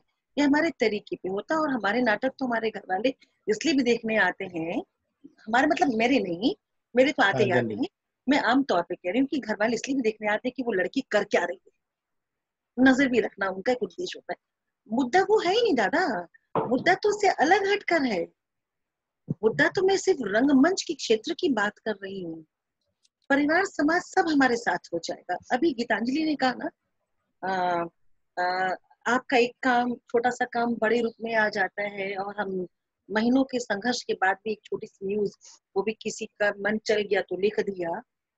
ये स्थिति हमारे कर्म क्षेत्र में जो ये स्थिति है ना, इसीलिए मैंने कहा कि दादा ये बहुत जरूरी है कि आप महिला लेखकों, निर्देशकों और अभिनेत्रियों को, आप सारे लोग उनके काम को देखें, परखें, उन पे चर्चा पहले करें। क्योंकि देखिए दादा ये तो बड़ी सीधी सी बात है कि हमारा युद्ध जो है, देखिए वो दोहरा तिहरा नहीं है, वो बहुत सारे स्तरों पर है। हमें घर का एक युद्ध संभालना है, परिवार का युद्ध संभालना है, समाज का युद्ध संभालना है। ये सारे संभालने के बाद अब हमें अपने कर्म क्षेत्र का युद्ध संभालना, वो भी कई स्तरों पर संभालना है। उसमें अगर ये तो सीधी सच्ची बात है कि आप पुरुषों का जो साथ है, उनकी ये जो बड़ी साफ एक नियति जो रहेगी ना, साफ नियत जो रहती है, उससे सहयोग मिलेगा काम को, और काम की चर्चा होगी, ज्यादा होगी। क्योंकि जब आप चुप रह जाते हैं ना, तो फिर चर्चा करने वाला कोई बचता नहीं। और देखिए अब जब मेरी चर्चा नहीं हो रही, तो अब मैं गीतांजलि की चर्चा क्या करूं भाई? अभी तो मैं ही अपने पाँव, मेरी चर्चा मैं नहीं करवा पा रही, तो अब गीतांजलि की चर्चा मैं क्या करूं? एक महिला चुप हो गई। लेकिन आप यहाँ जो चार बैठे हैं, आप चार उमा की चर्चा कर रहे हैं, आप गीतांजलि की चर्चा कर रहे हैं, तो फिर मुझे लगेगा नहीं, मैं भी गीतांजलि के बारे में बोलूं, गीतांजलि भी मेरे बारे में बोलेगी, और आप चार बोल रहे हैं तो 8 लोग और भी चर्चा करेंगे। ठीक है, बात तो उस कर्म क्षेत्र की हो रही है ना। कर्म क्षेत्र में हमारे काम को देखे जाने की, क्योंकि देखिए संख्या बहुत कम है, ये आपने भी स्वीकार किया ना कि संख्या बहुत कम है। इस कम संख्या को भी अगर आप देख नहीं पा रहे, पढ़ नहीं पा रहे, इन पर नहीं लिख पा रहे हैं, तो यहाँ पर फिर आपकी नियत पर प्रश्न बनता है। नहीं, ऐसा आप इसको 100% मत बोलिए कि लोगों की बहुत खराब है, ऐसा नहीं है। मैं 90% की बात कर रही हूँ, मैं 90% की बात कर रही हूँ, मैंने पहले कह दिया। 90% लोगों की नियत खराब नहीं है, 10% ही हो सकती है। आज चर्चा होती नहीं है, बात हमेशा नियत की नहीं होती, बात ये होती है कि हम चर्चा करते भी नहीं। आप मेरा बुरा चाह के नहीं करेंगे, मान लिया आप मतलब कि जयंतोदा नहीं, नहीं, आप मतलब एक व्यक्ति, आप मेरा बुरा चाहने के लिए नहीं करते हैं, ऐसा नहीं है। ठीक है, छोड़ो यार अम्मा यार में ही तो कहानी खत्म हो जाती है। ठीक, नहीं दी, आज तो आपने हम लोगों की दुखती नस पे हाथ रख दिया है। नहीं, वो बिल्कुल मैं उमा जी की बहुत बात से तारुफ करता हूँ दादा। मैं इसलिए कह रही हूँ और ये कि मैं इसलिए कह रही हूँ क्योंकि वो जो कह रहे हैं ना, वो मैं भी समान लिंग की हूँ, तो वो चीजों को समझ पा रही हूँ। क्योंकि यदि मैं सीधा सा एक उदाहरण दूंगी और ये बात निकली तो बात कर रही हूँ, अदरवाइज मुझे तो अपना जो काम करना है वो करते रहूंगी, चाहे कोई बोले चाहे कोई ना बोले। मैं ये काम रात दिन फोन लगा के, सबसे बात करके, किसी की डांट खा के, किसी की अजीजी करके, किसी के हाथ पांव जोड़ के, ये सबके लिए उपलब्ध करवा रही हूँ। लेकिन ग्वालियर में पूरी तरह से मुझे खारिज किया जा रहा है। कल एक बंदे ने एक पोस्टर लगा दिया, कल से वाहवाही की झड़ी लग गई है, ठीक है, पेपर में आ चुका है, और बाकी बहुत से काम हो गए। तो ये क्या है? नहीं, वो ठीक है, और ये बिल्कुल मान्य है कि हम मतलब हम लोगों को, या हम जिस तरह के, मेरे को छोड़ दीजिए उसमें, वो सारे लोगों को ये जरूर प्रमोट करना चाहिए और सहायता करना चाहिए और चर्चा करना चाहिए। ये बिल्कुल वसंत दादा कुछ कह रहे थे। वसंत दादा मेरे से नाइत्तेफाकी रखते हैं, मैं चाहती हूँ कि वसंत दादा आप बताएं अपनी बात। जी, आपने दो बातें एक साथ कर दी। पहली बात ये, मैं आपकी सारी बातों से पूर्णतः सहमत हूँ। अभी गीतांजलि ने ऐसी कोई बात की कि उसके काम को, जो ग्वालियर में प्रॉब्लम आ रहा है, तो ऐसी कितनी उमा है जो ऐसी कितनी गीतांजलियों का साथ देती है। हाँ, ये पुरुष की बात नहीं है, महिलाएं, आप हमारे ग्रुप में, आप यदि कोई एक महिला, कितने महिलाएं एक दूसरे को लेके आती हैं क्या? यदि हम कोई नई महिला लाते हैं, नई फीमेल आर्टिस्ट आती है, तो जो पुरानी फीमेल आर्टिस्ट, वो किसी न किसी तरह की कहानियां बना के चाहती कि निकल जाए। दादा भी यही तो बात मैंने कही कि सुनिए ना, क्या हुआ? नहीं, मैं उसी बात पे आ रहा हूँ, आपकी बात पे आ रहा हूँ। हम प्रमोशन, महिला आर्टिस्ट के जैसे आज ही गीतांजलि बोल रही है, ये जरूरी नहीं कि यदि वसंत काशीकर भी ग्वालियर में इस तरह का काम करता तो भी ये काम होता, क्योंकि ये जो है, ये थिएटर में बहुत ज्यादा है ये जेलसी, एक दूसरे के काम को ना देखना, एक दूसरे के थिएटर को ना देखना, पुरुष के थिएटर को नहीं देखना, यहाँ तो लिंग की बात ही नहीं है।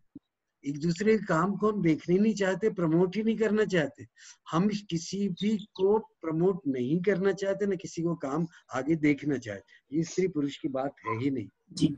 जहाँ तक जिम्मेदारियों की बात है, निश्चित रूप से, क्योंकि आप माइनॉरिटीज में काम करने वाली, तो हमारी जिम्मेदारी है कि हम उनको प्रमोट करें, हम लोग नाम लें।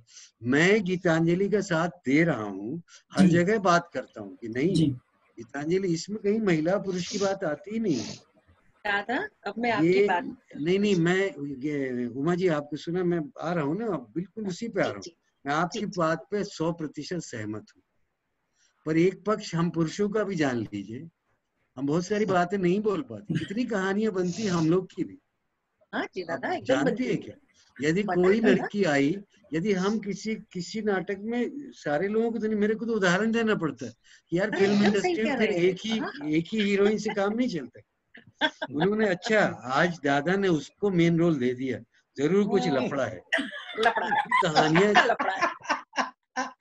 कौन चलाता है? महिलाएं ही चलाती, नहीं चलाती।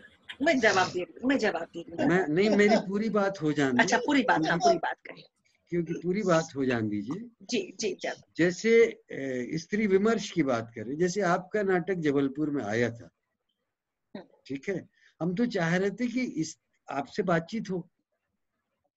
हम, यदि मैं आयोजक रहता हूँ, यदि मैं बुलवाता हूँ, यदि नादिरा जी का नाटक आता है, प्रीता माथुर का नाटक आता है, तो मैं एक विमर्श रखता हूँ। मेरी जिम्मेदारी है उस शहर की जितनी महिलाएं काम करने वाली, उनसे उनको मिलवाएं जरूर, जिससे उनको बहुत सारी बातें आज जो उमा जी आप कर रही हैं, वो बात आप उन प्लेटफॉर्म पे सामूहिक रूप से स्त्री महिला पुरुष बैठ के करें। दूसरी बात, क्या हो गया ओम भाई? नहीं, ठीक है। मेरी बात सुन रहा हूँ। हाँ, सुन रहे जी, बिल्कुल सुन रहा हूँ। मैं कुछ बोलूंगा, अभी आप सुन लो, फिर बोलूंगा मैं। हाँ दादा, आपकी आवाज आ रही है, सुन रहे हैं आप। जी। तो ये हम लोग कतई नहीं मानते स्त्री और पुरुष। अब ये मजबूरी रहती कि हर नाटक में स्त्री पात्र कम रहती, हम कई बार क्रिएट भी करते हैं बहुत सारे इम्प्रोवाइजेशन, यदि लड़कियां ज्यादा हैं, हम क्या करें, नाटक ही ऐसे। इसलिए मैं कहानियों की बात करता हूँ, कहानियां ज्यादा से ज्यादा करो जो स्त्रियां हो, लेकिन दादा हम नाटक जी सॉरी, माफ कीजिएगा, कहें आप। जी। अब ये हमारी जिम्मेदारी है कि, हाँ बोलो।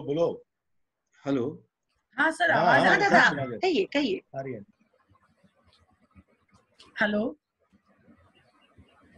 डिस्कनेक्ट हो गया उनका।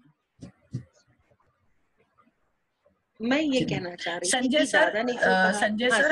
संजय सर आपकी तरफ से कोई सिस्टम में कुछ है जिससे आप उसको ओके करेंगे, तब कोई आपकी आवाज हमें आएगी, तो प्लीज वो संयम को बोलिए कि थोड़ा सा उसको देख ले, आपकी आवाज हम तक नहीं पहुंच रही। मैं ये कह रही थी कि तब तक मैं उनकी बात का एक जवाब ये देना चाहूंगी कि नाटकों में महिला पात्र कम लिखी जाती, तो जाहिर सी बात है कि स्त्रियों की कमी तो हमेशा से, क्योंकि स्त्रियों को उस तरह से समाज में रंगमंच के लिए तैयार ही नहीं किया गया, इसलिए नाटक वैसे लिखे गए कि कम स्त्री पात्र हो तो नाटक करने में दिक्कत ना आए। ये तो एक वजह है साफ तौर पे। और अब जो नाटक लिखे जा रहे तो भी दिक्कत क्या होती है ना कि स्त्री पात्रों के साथ कलकत्ते के बाहर नाटक लेके नहीं, अपने शहर से नाटक बाहर लेकर जाना है तो उन लड़कियों के घर वालों की भी जो दिक्कतें आती, लड़की को कैसे जाने दे बाहर, वो बड़ी बड़ी, तो ये थोड़ी सी दिक्कत है नाटकों में। तो मैं भी तो वही कह रही हूँ, प्रॉब्लम आ गया था कुछ, कोई बात नहीं सर, कोई ना, हम फिर तो मैं भी तो वही जी, तो मैं भी वही कह रही हूँ कि यहाँ नाटक में तो स्त्रियाँ कम है ही, तो क्यों नहीं जितनी है उनको पढ़ा जाए, उनको देखा जाए, उन पर चर्चा की जाए। मैं भी यही कह रही हूँ। और जहाँ आपने कहा कि स्त्रियां ही दुश्मन बन जाती, तो ये तो मैंने भी यही कहा कि अभी तो उमा झुनझुनवाला खुद अपने लिए लड़ रही है, वो हो ही नहीं पाई, तो वो गीतांजलि की चर्चा क्या करे। अब गीतांजलि की चर्चा हो जाएगी तो उमा को दुख होगा कि देख मैं इतना काम कर रही हूँ, मेरी चर्चा नहीं रही, गीतांजलि कल की लड़की उसकी चर्चा हो गई। लेकिन पुरुषों के बीच में नहीं हो पाता। देखिए पुरुष नहीं, फिर मेरा दायित्व बनता है कि मैं फिर अपने से पहले आपको गिनूं, ये मेरी कर्टसी या मेरे अंदर का जो स्व है वो फिर मुझे जगाना पड़ेगा। गीतांजलि ये फिर वही 100 में 10 लोग। जी हाँ, ये सब नहीं है सर। मैं इसलिए अभी सिर्फ 90% की बात कर रही हूँ। उस 90% में आप और मैं नहीं आएंगे, यहाँ हमारे सभी दादा नहीं आएंगे, या फिर हमारे जो छोटे भाई बहन बैठे वो नहीं आ सकते हैं, नहीं आना चाहिए भविष्य में उन्हें। मैं तो 90% की बात कर रही हूँ। हमें उनके बारे में उस मानसिकता के आधार पे बातचीत करके वहां पे समस्या ढूंढना है, और समस्या का निवारण आप कर सकते हैं, क्योंकि आप उस 90% पर कहीं ना कहीं आपका प्रभाव है, आपका असर है, आपकी बातों का असर होगा, उस 90% पे आपकी बातों का असर होगा। इसलिए मेरी गुजारिश, अच्छा गुजारिश बोलने में बड़ा खराब लग रहा है। हाँ, नहीं है, मत अधिकार क्यों नहीं बोलूंगी, अधिकार से बोल रही हूँ कि उस 90% पर आपकी, हाँ उस 90% में आपकी बात का असर होगा, तो क्यों नहीं आप उस चर्चा को आगे बढ़ाएं। है कम, ये तो आप सब मान रहे हैं, और एक दूसरे से ईर्ष्या हो जाती है, ये आप मान रहे हैं, ये हम मान रहे हैं। अब इस बात से तो इनकार है ही नहीं। एक महिला निर्देशक, एक शहर में 2 महिला निर्देशक हो जाए तो स्थिति पता है एकदम युद्ध क्षेत्र वाली हो जाती है। हाँ। और दोनों को बेवकूफ बनाते हैं, बाकी ना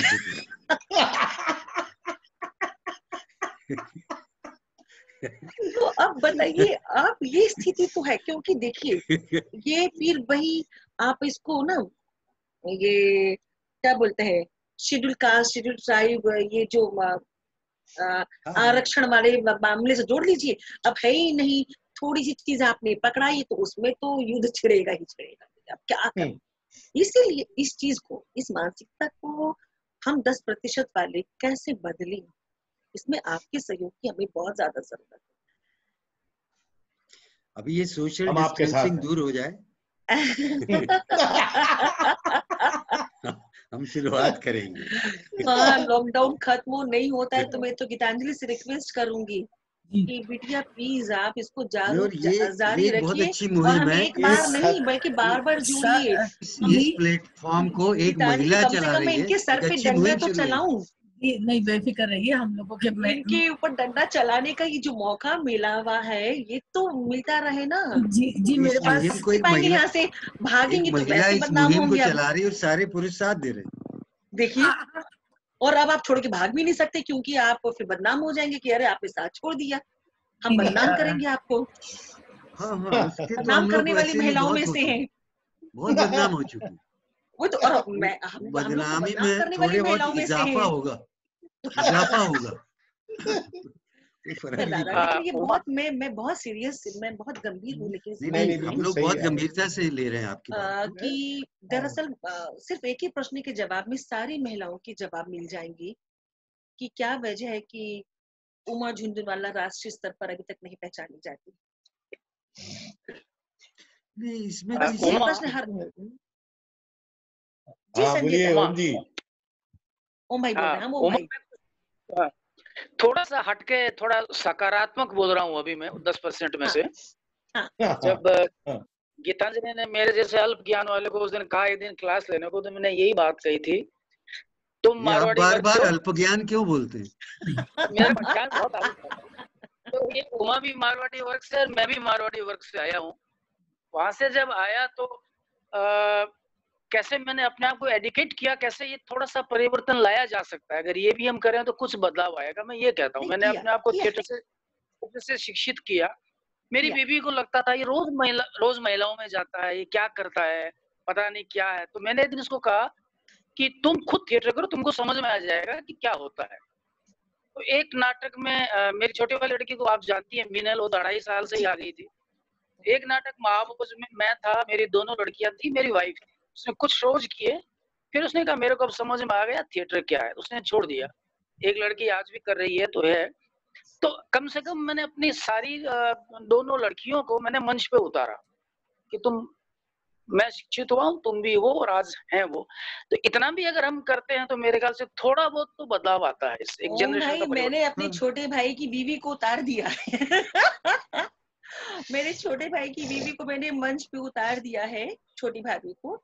और मेरी बिटिया ने तो आप लोगों के समक्ष है कि उसने यूजीन आयनेस्को के नाटक मैकबेथ का इतना सुंदर अनुवाद किया है। ये अनुवाद आप तक सबके पास कैसे पहुंचे, आप सब पढ़ेंगे तो आप इसके अनुवाद, अच्छा उर्दू में अनुवाद किया, लिपि हिंदी है लेकिन भाषा उसकी, उसने चरित्र के हिसाब से उसने भाषा लिखी है।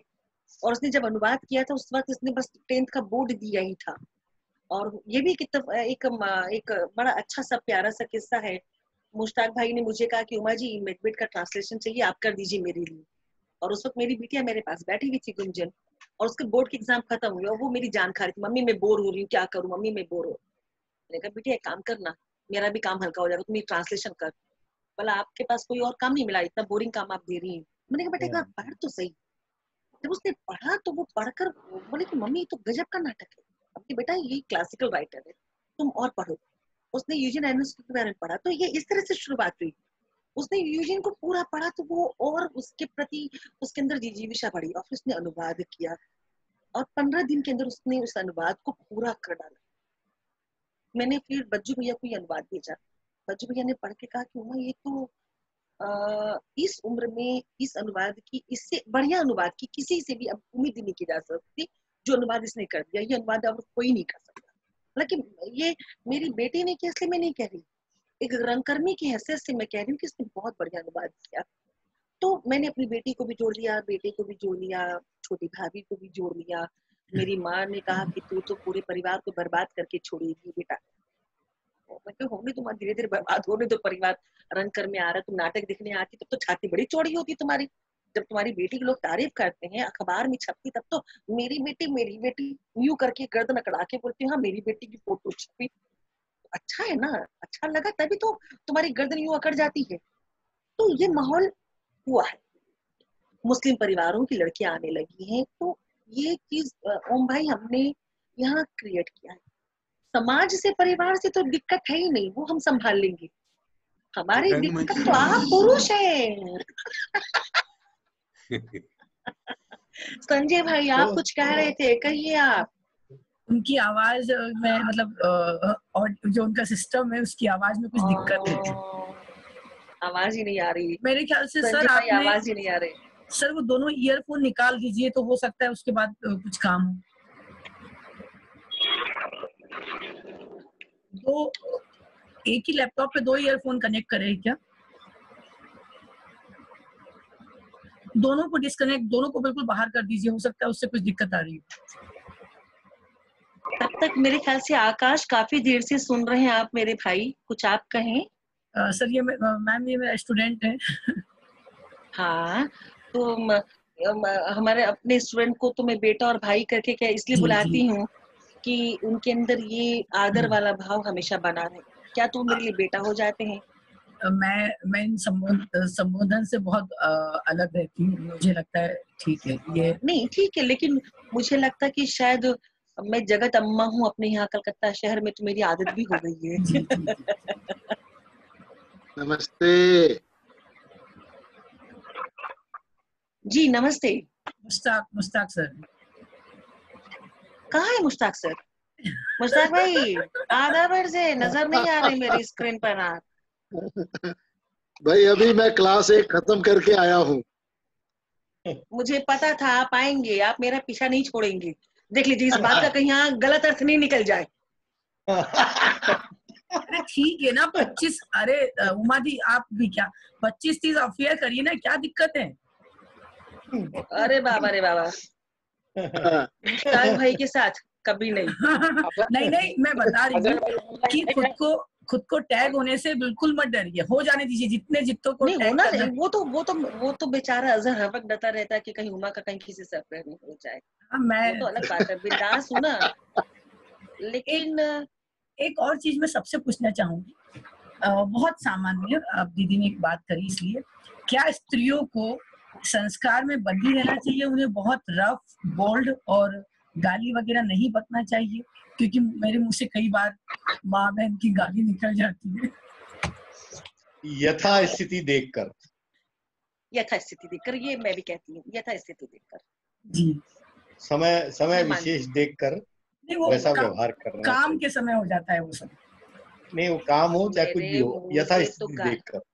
वैसे दादा शायद हमारी 50 के पार की उम्र हो गई, इसलिए माँ के सामने भी जब निकल जाती तो माफी मिल जाती है। माँ को बोलती मम्मी अब उपाय नहीं है, अंदर में वो निकलता है ना तो उसके बगैर जोर नहीं मिलता है। लेकिन माँ बहन की गाली से मैं बचना चाहती हूँ। मुझे लगता है कि मैं कहीं ना कहीं मैं अपमानित हो जाती हूँ। बाकी तो सारी गालियां जो बकनी है बके। आज संजय सर का जो सिस्टम है वो हमारा साथ बिल्कुल नहीं दे रहा है। हाँ मुश्ताक भाई, आप बोल रहे थे, मैंने तो बहुत कुछ आपके बारे में कह दिया। अबे भाई मैं अभी क्लास 1 खत्म करके आया हूँ।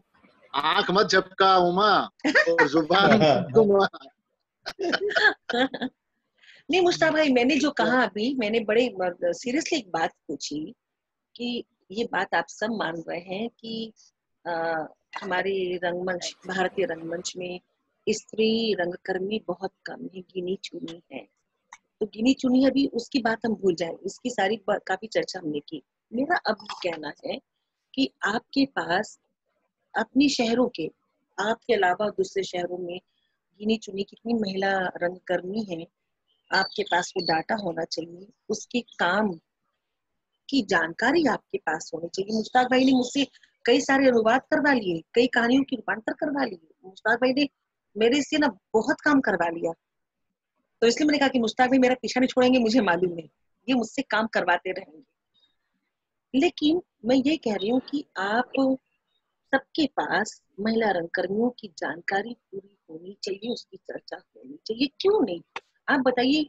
राज अभी तक किसी ने जवाब नहीं दिया, ना बसंत दादा ने जवाब दिया, ना जयंत दादा ने जवाब दिया। अरे नहीं, तो आवाज ही होगी नहीं आ होगी रही। होगी होगी, अभी चिंता मत करो, होगी आप चिंता मैं बताता हूँ। उमा सुनो सुनो सुनो, उमा आपका प्रश्न मैं सुन लिया मैंने।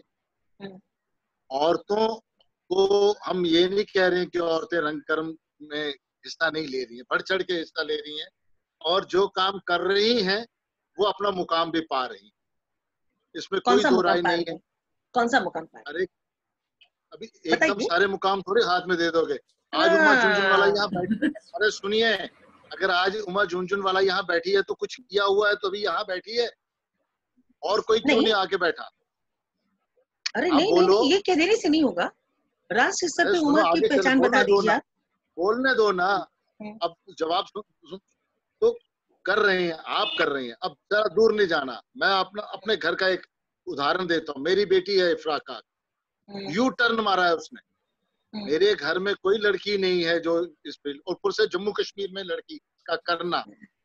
दंगल वाली लड़की एक बार आई, 2 फिल्में करने के बाद उसने फिल्म करना छोड़ दिया। सर अभी आ रही आवाज, सॉरी सर मुश्ताक सर, मैंने आपको बीच में डिस्टर्ब करा, माफी चाहती हूँ।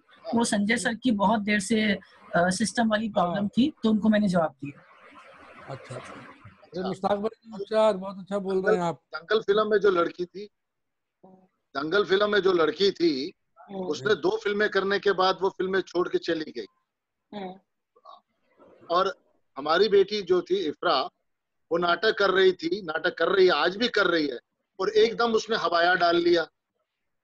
हवाया मतलब बुर्का जैसा डाल लिया, इतना थोड़ा लपेट लुपूट लिया, और सब कई दोस्तों ने उससे प्रश्न किए कि ये क्या हो गया। हेलो, आवाज आ रही है मेरी? आ रही है। हाँ सर आ रही है।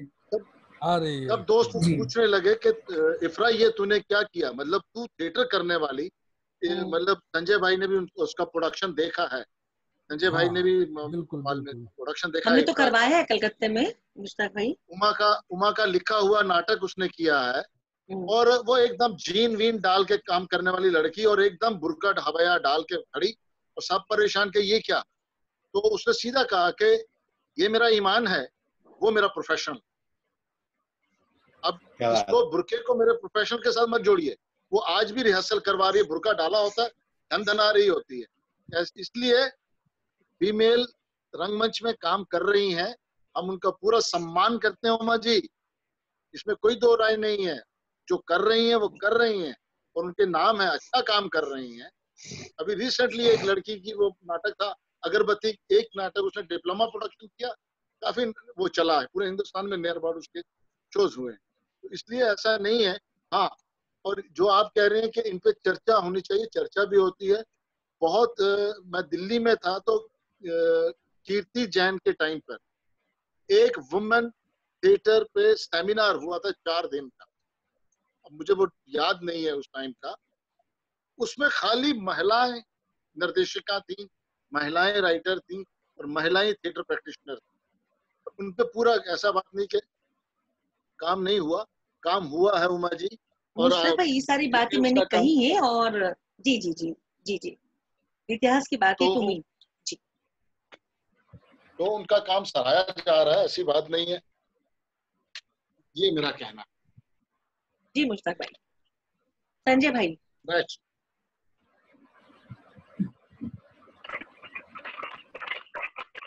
Sanjay sir, Sanjay sir earphone हटा लीजिए, फिर से वापस नहीं आवाज आ रही है। हाँ सर, हाँ सर, हाँ अब आई आवाज आई संजय भाई। नहीं ठीक है आने दीजिए। अनम्यूट मत करो बार बार, मैं यहाँ से उसको हटा रही हूँ।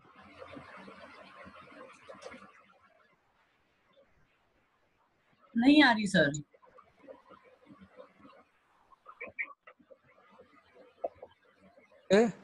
हाँ आई। अभी आई। ठीक ओके।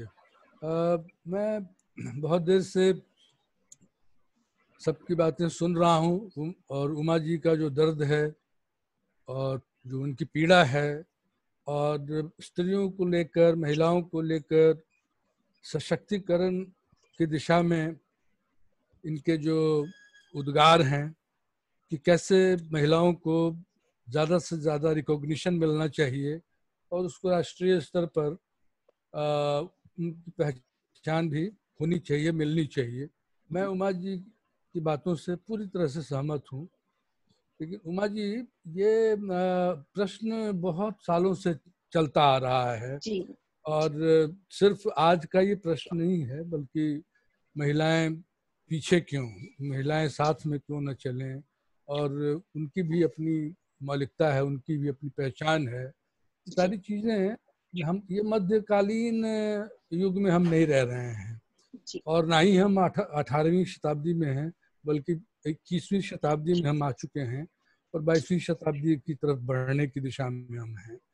देखिए, जैसे IIT में लड़कियां खूब आती हैं, MBA के कोर्सेज होते हैं उसमें लड़कियां खूब आती हैं, और भी मेडिकल में जाएं या अन्य प्रोफेशन में जाएं उसमें लड़कियों की भरमार है। लड़कियां बिल्कुल लड़कों के साथ कंधे से कंधे मिलाकर चलती हैं, उठती हैं, बैठती हैं, खाती हैं, पीती हैं, हर तरह की बातें वो करती हैं। लेकिन थिएटर में ऐसा क्यों नहीं हो रहा है? तो मैं ये सबसे मुझे जो लगता है जो प्रश्न है कि अभी तक थिएटर को सोशल रिकॉग्निशन नहीं मिला है और समाज द्वारा अभी भी इसको नचनिया गवनिया की ही संज्ञा दी गई है। एक बार मैं विदेशिया नाटक लेकर एक गांव में चला गया तो वहाँ एक जो व्यक्ति था, दर्शक था, हेलो आ रही है ना आवाज? आ रही है। तो एक दर्शक था, वो पूछता है कि विदेशिया नाटक है, आपके ग्रुप में कितनी बाई जी हैं? मतलब बाई है, मतलब वो जो एक्ट्रेस है उसको वो कह रहा है कितनी बाई जी हैं। यानी कि लड़कियों को अगर मंच पे आएंगी तो लड़कियां बहुत सी भदेश भाषा में मैं बोलूं तो उनको तवायफ, रंडी ये शब्द इस्तेमाल किया जाता रहा है, खासकर हमारे बिहार में और यूपी में जहाँ सामंती पूरी व्यवस्था है। तो एक तरह से लड़कियों को रंगमंच में आने के पहले उनके घर वाले तो तैयार होते नहीं हैं। उनको लगता है कि अगर इसकी शादी नहीं होगी, सबसे पहली बात, अगर वो नाटक में आ जाएगी तो शादी नहीं होगी। तो सबसे पहले थिएटर को रिकॉग्निशन मिले, यानी कि अगर रंगमंच भी जब नौकरी देना शुरू करेगा और जैसे ही चाहे कॉलेज में भर्ती होना थिएटर वालों का या स्कूलों में उनको एज टीचर उनकी बहाली शुरू हो जाए या और अन्य जगहों पर उनका प्लेसमेंट शुरू हो जाए, तो देखिए लड़कियों की भरमार हो जाएगी इसमें भी। वो तो कभी नहीं होगा संजय भाई, ये तो कभी नहीं हो सकता। हाँ, लेकिन वजह ये है क्योंकि नाट्य विद्यालयों से निकले हुए बच्चे सीधे बॉलीवुड की तरफ जाते हैं और ये मांग नाट्य विद्यालयों से ही नहीं उठाई जाती। नाट्य विद्यालय सीधे मंत्रालय से जुड़े हुए हैं, वहीं से ये मांग नहीं होती है कि जिस तरह से MBA और दूसरी पढ़ाई करने वाले बच्चों के लिए नौकरियां तय होती हैं कि ये डिग्री, ये कॉलेज या ये ऐसा, वैसा नाट्य विद्यालय से निकले बच्चों के लिए इस तरह की कोई नौकरियां हो, ये तो है ही नहीं, ये मांग ही नहीं हमारी। और एक नाट मेरी मांग है, इसलिए तो मैं इस मंच का सहारा ले रहा हूँ कि सिर्फ एक नाट्य विद्यालय खोलने की आवश्यकता नहीं है। आप पूरे देश में, मैं पूरे देश की बात कर रहा हूँ, आप पूरे देश में कम से कम हर स्टेट में एक नाट्य विद्यालय होना चाहिए और उससे निकले हुए लड़के या लड़कियां, जैसे कि अपने राज्य के विद्यालय महाविद्यालयों में था, अभी मैं कर्नाटक में था, मैसूर में, वहाँ प्रोडक्शन कर रहा था। वहाँ से ट्रेनिंग किए हुए जितने भी लड़के या लड़कियां हैं उनको तुरंत रेपर्टरी में उनको जगह दे दी जाती है और उनका ये है, मतलब स्कूलों में वो पढ़ाना शुरू कर देते हैं। और वहाँ की सरकार बाकायदा ये है कि निनासम से या रंगायन से निकले हुए पास आउट लड़के, उनको नौकरी उनको दी जाएगी और निश्चित है। इसलिए कर्नाटक आप चले जाएं, वहाँ लड़कियों की वो स्थिति नहीं है जो हिंदी प्रदेश में है। तो आपका जो कहना है कि वो लड़कियां जो है बाहर और अन्य प्रदेशों में आप चले जाएं, तो थिएटर की अगर पढ़ाई होगी, थिएटर में अगर उनको नौकरी उपलब्ध होगी तो आएंगी। घर वाले भी कहेंगे कि अच्छा बेटी नाटक कर रही है, कल की तारीख में वो हो सकता है कि टीचर बन जाए, कहीं प्रोफेसर बन जाए या कहीं नौकरी मिल जाए। संजय तो सर, शायद इसी वजह से सोशल रिकॉग्निशन नहीं इसको मिला है, इसीलिए शायद लड़कों को भी, लड़कियों की बात छोड़ दीजिए, लड़कों को भी नहीं आने दिया जाता है नाटक करने के लिए कि बिगड़ जाएगा, कुछ करेगा नहीं और अंत में काम धाम नहीं करेगा, ये नाटक नौटंकी करता रहेगा। तो ये स्थिति लड़कियों की भी है। सबसे पहले हमारी मांग ये होनी चाहिए कि थिएटर को रिकॉग्नाइज करो, थिएटर को सरकार संरक्षित करे, ज्यादा से ज्यादा नाट्य विद्यालय खुले ताकि लड़कियां भी आएंगी, लड़के भी आएंगे। मेरा ये कहने का है। आपको ये जानकर हैरानी होगी संजय भाई कि पश्चिम बंगाल, जो कि नाटक का गढ़ माना जाता है, और बंगला में कहा जाता है कि कम से कम छोटे बड़े मिलाकर 4000 थिएटर ग्रुप हैं, छोटे बड़े सब मिलाकर, क्योंकि यहाँ तो हर मोहल्ले में एक थिएटर ग्रुप है, हम भाई जानते हैं।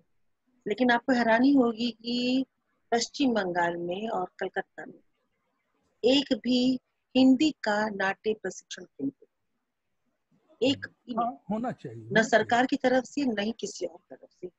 मैं अपने स्तर पर, अच्छा मेरी कोशिश रहती कि मैं लड़कियों को ज्यादा आगे लाऊं और उनके प्रति मेरा रवैया थोड़ा सा अलग भी रहता। मेरे संस्था के लड़के बोलते भी हैं कि ना मैम ना ये लड़कियों को तो कुछ नहीं कहती, उनकी गलतियों को माफ कर देती है, और हमारी तो क्लास लग जाती है, खड़ा कर देती है, गालियां बकती है, रिहर्सल रूम से बाहर खड़ा कर दूंगी, पूरी रिहर्सल बाहर खड़े रहोगे, बैठ गए तो 1 हफ्ते के लिए तुम नहीं आओगे। तो इस तरह की पनिशमेंट हमारे लिए तो है, लड़कियों के लिए नहीं। मैं कहती हूँ कि देखो लड़कियां जो आ जा रही हैं ये भी बड़ी बात है, क्योंकि मैं चाहती हूँ ज्यादा से ज्यादा आए। तो लेकिन एक संस्था की अपनी सीमाएं होती हैं। मैं अपने स्तर पे जो वर्कशॉप करने का, जो मैं किसी भी वर्कशॉप को, जो मैं जितने भी वर्कशॉप आयोजित करती हूँ, मैं किसी का एक भी रुपया नहीं देना चाहती, नहीं लेती, क्योंकि पहले आए तो लोग, क्योंकि यहाँ पर एक तो इसकी शिक्षा नहीं, नाट्य शिक्षा नहीं है, कोई ऐसा स्कूल नहीं है, और फिर ये जो स्कूल कॉलेज के बच्चे आते हैं ना, ये सच में बेरोजगार होते हैं, और घर वाले डांटते मारते हैं कि नाटक के रिजल्ट ले जाकर तुमको पैसा दे, पॉकेट मनी दे, जा अपना ऐसे ही जा। ये स्थितियां हैं। वो तो लड़कों के साथ। हाँ, तो ये स्थिति तो सच में बहुत ही दयनीय, खासतौर से हमारे बंगाल में है कि इस अहिंदी राज्य में हमारी मुश्किलें हिंदी प्रदेशों के मुकाबले में और ज्यादा बड़ी हो जाती है, क्योंकि यहाँ पर एक भी सरकार की तरफ से भी यहाँ पर हिंदी रंगमंच को लेकर कोई सहयोग नहीं है। तो ये स्थिति तो बड़ी भयंकर। दरअसल बात यहाँ से शुरू होनी चाहिए। लड़कियों की समस्या तो हर फील्ड में है। ये तो एक आज से नहीं, सदियों से ये चली आ रही है कि लड़कियों को संजय भाई, मैं यही तो कह रही हूँ कि ये समस्या है एकदम। मेरा प्रश्न फिर वही आके रहता है कि आप लोगों से आप लोगों की तरफ ही इसलिए हमारी नजर है कि ये जो जितनी भी है अभी फिलहाल मौजूद जितनी भी महिला रंगकर्मी है, उनका मूल्यांकन और उनको पढ़ा जाना, उनको देखा जाना बहुत जरूरी है। तभी आप महिलाओं को और भी आगे ला पाएंगे, और जो काम कर रही हैं उनके काम को और बल भी तो मिलेगा ना। एक ताकत की तो जरूरत होती है ना। एक सूरज अगर हमें नहीं मिलेगा तो ताकत कहाँ से मिलेगी? ताकत तो चाहिए। बहुत सारी महिला निर्देशक हैं जिनको रिकॉग्निशन मिला है। कह सकती हैं कि वो राष्ट्रीय नाट्य विद्यालय से निकली हुई होंगी, लेकिन उषा गांगुली किसी नाट्य विद्यालय से नहीं निकली। उनका भी नेशनल लेवल पे उनकी चर्चा होती है, उनके नाटकों को। मैं तो आपके सामने मेरे तो टारगेट रख दिया 2000 से 2020 तक। उमा झुनझुनवाला को भी मुझे नहीं लगता है कि हिंदी बेल्ट में अब पहचान की आवश्यकता है। ठीक है कि उनकी रचनाओं को कम पढ़ा जा रहा होगा, लेकिन अभिनेत्री, बतौर अभिनेत्री और लेखिका, कहीं न कहीं किसी न किसी तरह से राष्ट्रीय स्तर पर आपकी उपस्थिति है और हम सब लोग आपको रिकॉग्नाइज करते हैं। इसलिए आपको अलग अलग जगहों पे, फेस्टिवल से लेकर तमाम जगहों पर बुलाया जाता है। ये बात जरूर है कि जितना मिलना चाहिए उतना नहीं मिला। बस ये बात ठीक। यहीं पे आकर आपने मेरी बात मानी, सहमति जताई। अगर आप किसी इंस्टीट्यूट से निकली होती तो आज आपका भी नाम, अनुराधा कपूर, आपने वो तथाकथित जो नाम है महिलाओं का, जो बड़ी बड़ी, चाहे वो चंडीगढ़ वाली हैं, क्या नाम है उनका, समझ गए सब समझ गए। नहीं वो नहीं नीलम जी, नीलम जी हैं। इन सारी महिलाओं का नाम बहुत प्रतिष्ठा से लिया जाता है। अमाल अलाना बहुत बड़ा नाम है। या आप तो महिलाओं में चले जाइए, उत्तरा बावकर हैं, सुरेखा सीकरी हैं, जो सिनेमा में लोग चले गए। बहुत लोग हैं जो जिनको इंस्टीट्यूशन से, राष्ट्रीय नाट्य विद्यालय से निकली और उनको एक रिकॉग्निशन मिला। अगर आपने भी किसी इंस्टीट्यूशन से डिग्री या डिप्लोमा लिया होता तो शायद आपकी पहचान और हो जाती, मतलब बढ़ती। जितना मिलना चाहिए उतना आपको नहीं मिला। तो ऐसा नहीं कि समय अभी खत्म हो रहा है। लेकिन नहीं मिला, ये प्रश्न तो है ना। इसका जवाब तो आप लोगों के पास ही मिलेगा। इसका जवाब ये है कि जिस तरह से उषा गांगुली बिना किसी डिग्री लिए, डिप्लोमा लिए किसी इंस्टीट्यूशन से, उन्होंने अपनी अधिकार मांगने से नहीं मिलता है, अधिकार लेना पड़ता है। तो आप वो स्थितियां अलग थी, और वो स्थितियां एकदम अलग थी। उनके साथ परिवार, कमलदा का परिवार का जुड़ना और यहाँ की रूलिंग पार्टी का जुड़ना, बहुत सारी स्थितियां अलग हुई हैं। वो आम स्त्रियों में से नहीं गिनी जाएगी। देखिए, समय आने वाला है जब आपकी भी पहचान उस रूप से होने लगेगी, और ऐसा नहीं है, और सबका वक्त होता है, समय होता है। मुझे आज जाकर एकेडमी अवार्ड मिला। उसके पहले हमारे मित्र मुश्ताक जी को भी मिला, बहुत लोगों को मिला। लोगों ने ये कहा कि अभी आपको क्यों मिल रहा है, आपको मिल जाना चाहिए था। लेकिन जब वक्त आता है तभी कुछ भी मिलता है या आपको रिकॉग्नाइज किया जाता है। नहीं संजय भाई, अवार्ड समस्या नहीं है। अपनी एक बात कही, बात दूसरी जगह पर है।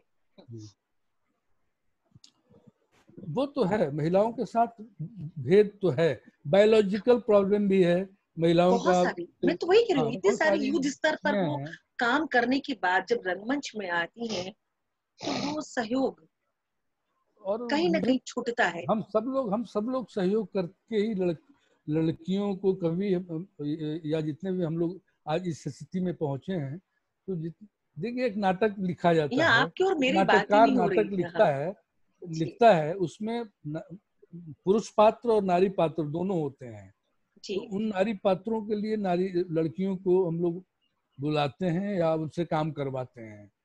तो नाटकों में जितनी लड़कियों की आवश्यकता होती है उतनी हमें मिल जाती हैं अगर एक प्रोडक्शन की बात करें, और ज्यादा लड़कियां अगर आ जाएंगी तो उनकी कोई आवश्यकता भी नहीं है। या तो सिर्फ लड़कियों को लेके नाटक करो, ऐसा भी मैंने किया था, लेडी श्री राम कॉलेज में 35 लड़कियों को लेके एक नाटक किया। तो सिर्फ लड़कियों को लेकर ही नाटक किया, जितना हमें चाहिए। मान लीजिए कि 4 पात्र ही लड़कियां हैं किसी भी नाटक में, बाकी लड़के हैं, तो 4 ही लड़कियां चाहिए ना हमें। तो 4 लड़कियां अगर हमें मिल जाती तो उसी से काम लेना पड़ता है।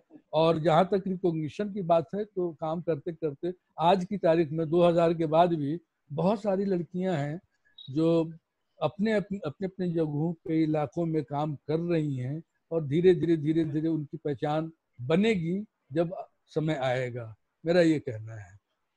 रंगकर्मी लड़कियों लड़के रंगकर के क्षेत्र में जो लड़के होते हैं वो लड़कियों के से तो बुरी निगाह से नहीं देखते हैं, बल्कि बहुत ही सद्भावनापूर्ण व्यवहार उनका रहता है।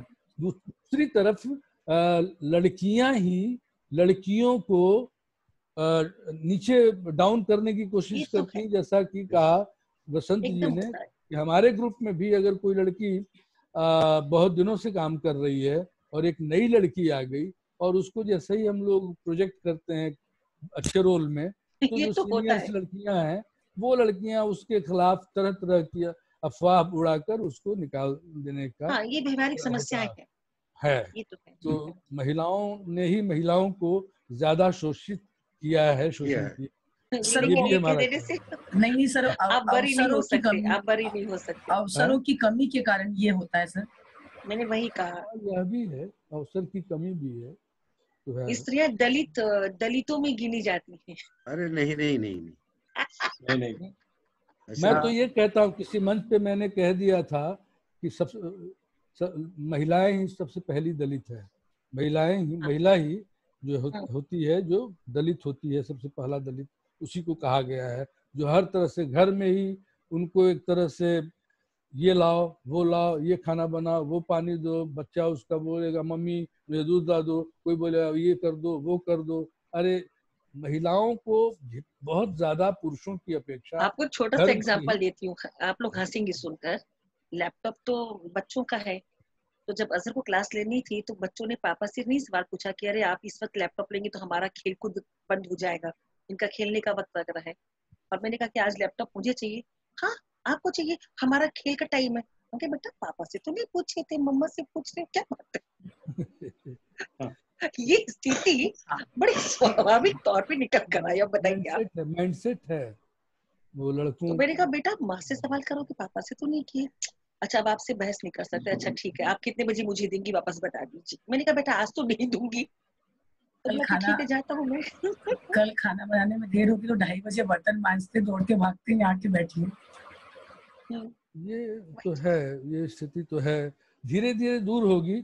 अब महिलाएं बहुत आगे बढ़ रही हैं हर फील्ड में। नहीं सब झूठ है, दिखावा है कि महिलाएं आगे बढ़ रही हैं। ये सारा दिखावा है, महिलाओं की समस्याएं आज भी। आप एयरपोर्ट चले जाइए, सारे काउंटर पे लड़कियां बैठी रहती हैं टिकट। वो तो इसलिए बैठाई जाती है कि वो पुरुषों को आकर्षित करने के लिए बैठाई जाती है, लेकिन आप भी जानते हैं। तो ठीक है, और जब हवाई जहाज में आप बैठेंगे, महिला बोल रही, हवाई जहाज में आप बैठेंगी तो सारी महिलाएं ही आपको सेवा करती हैं। जीविका क्या क्या नहीं करवाती है जयंतो दादा, जीविका क्या क्या नहीं करवाती। लड़कियों को मिल रहा है अवसर, हर जगह MBA कर रही हैं, टॉप कर रही हैं, IAS बन रही हैं, क्या नहीं कर रही हैं लड़कियां। देखिए IAS और MBA वगैरह करने पे घर वालों का समर्थन तो इसलिए भी रहता है कि वो पैसा कमा कर लाएगी। हाँ ये लेकिन तो पैसा वही बोलता बात है कि ये प्रश्न सिर्फ अब आज के समय में ये मुझे लगता है कि अप्रासंगिक हो गया है कि लड़कियों को अभी भी मतलब मौका नहीं दिया जाता है जितना मिलना चाहिए।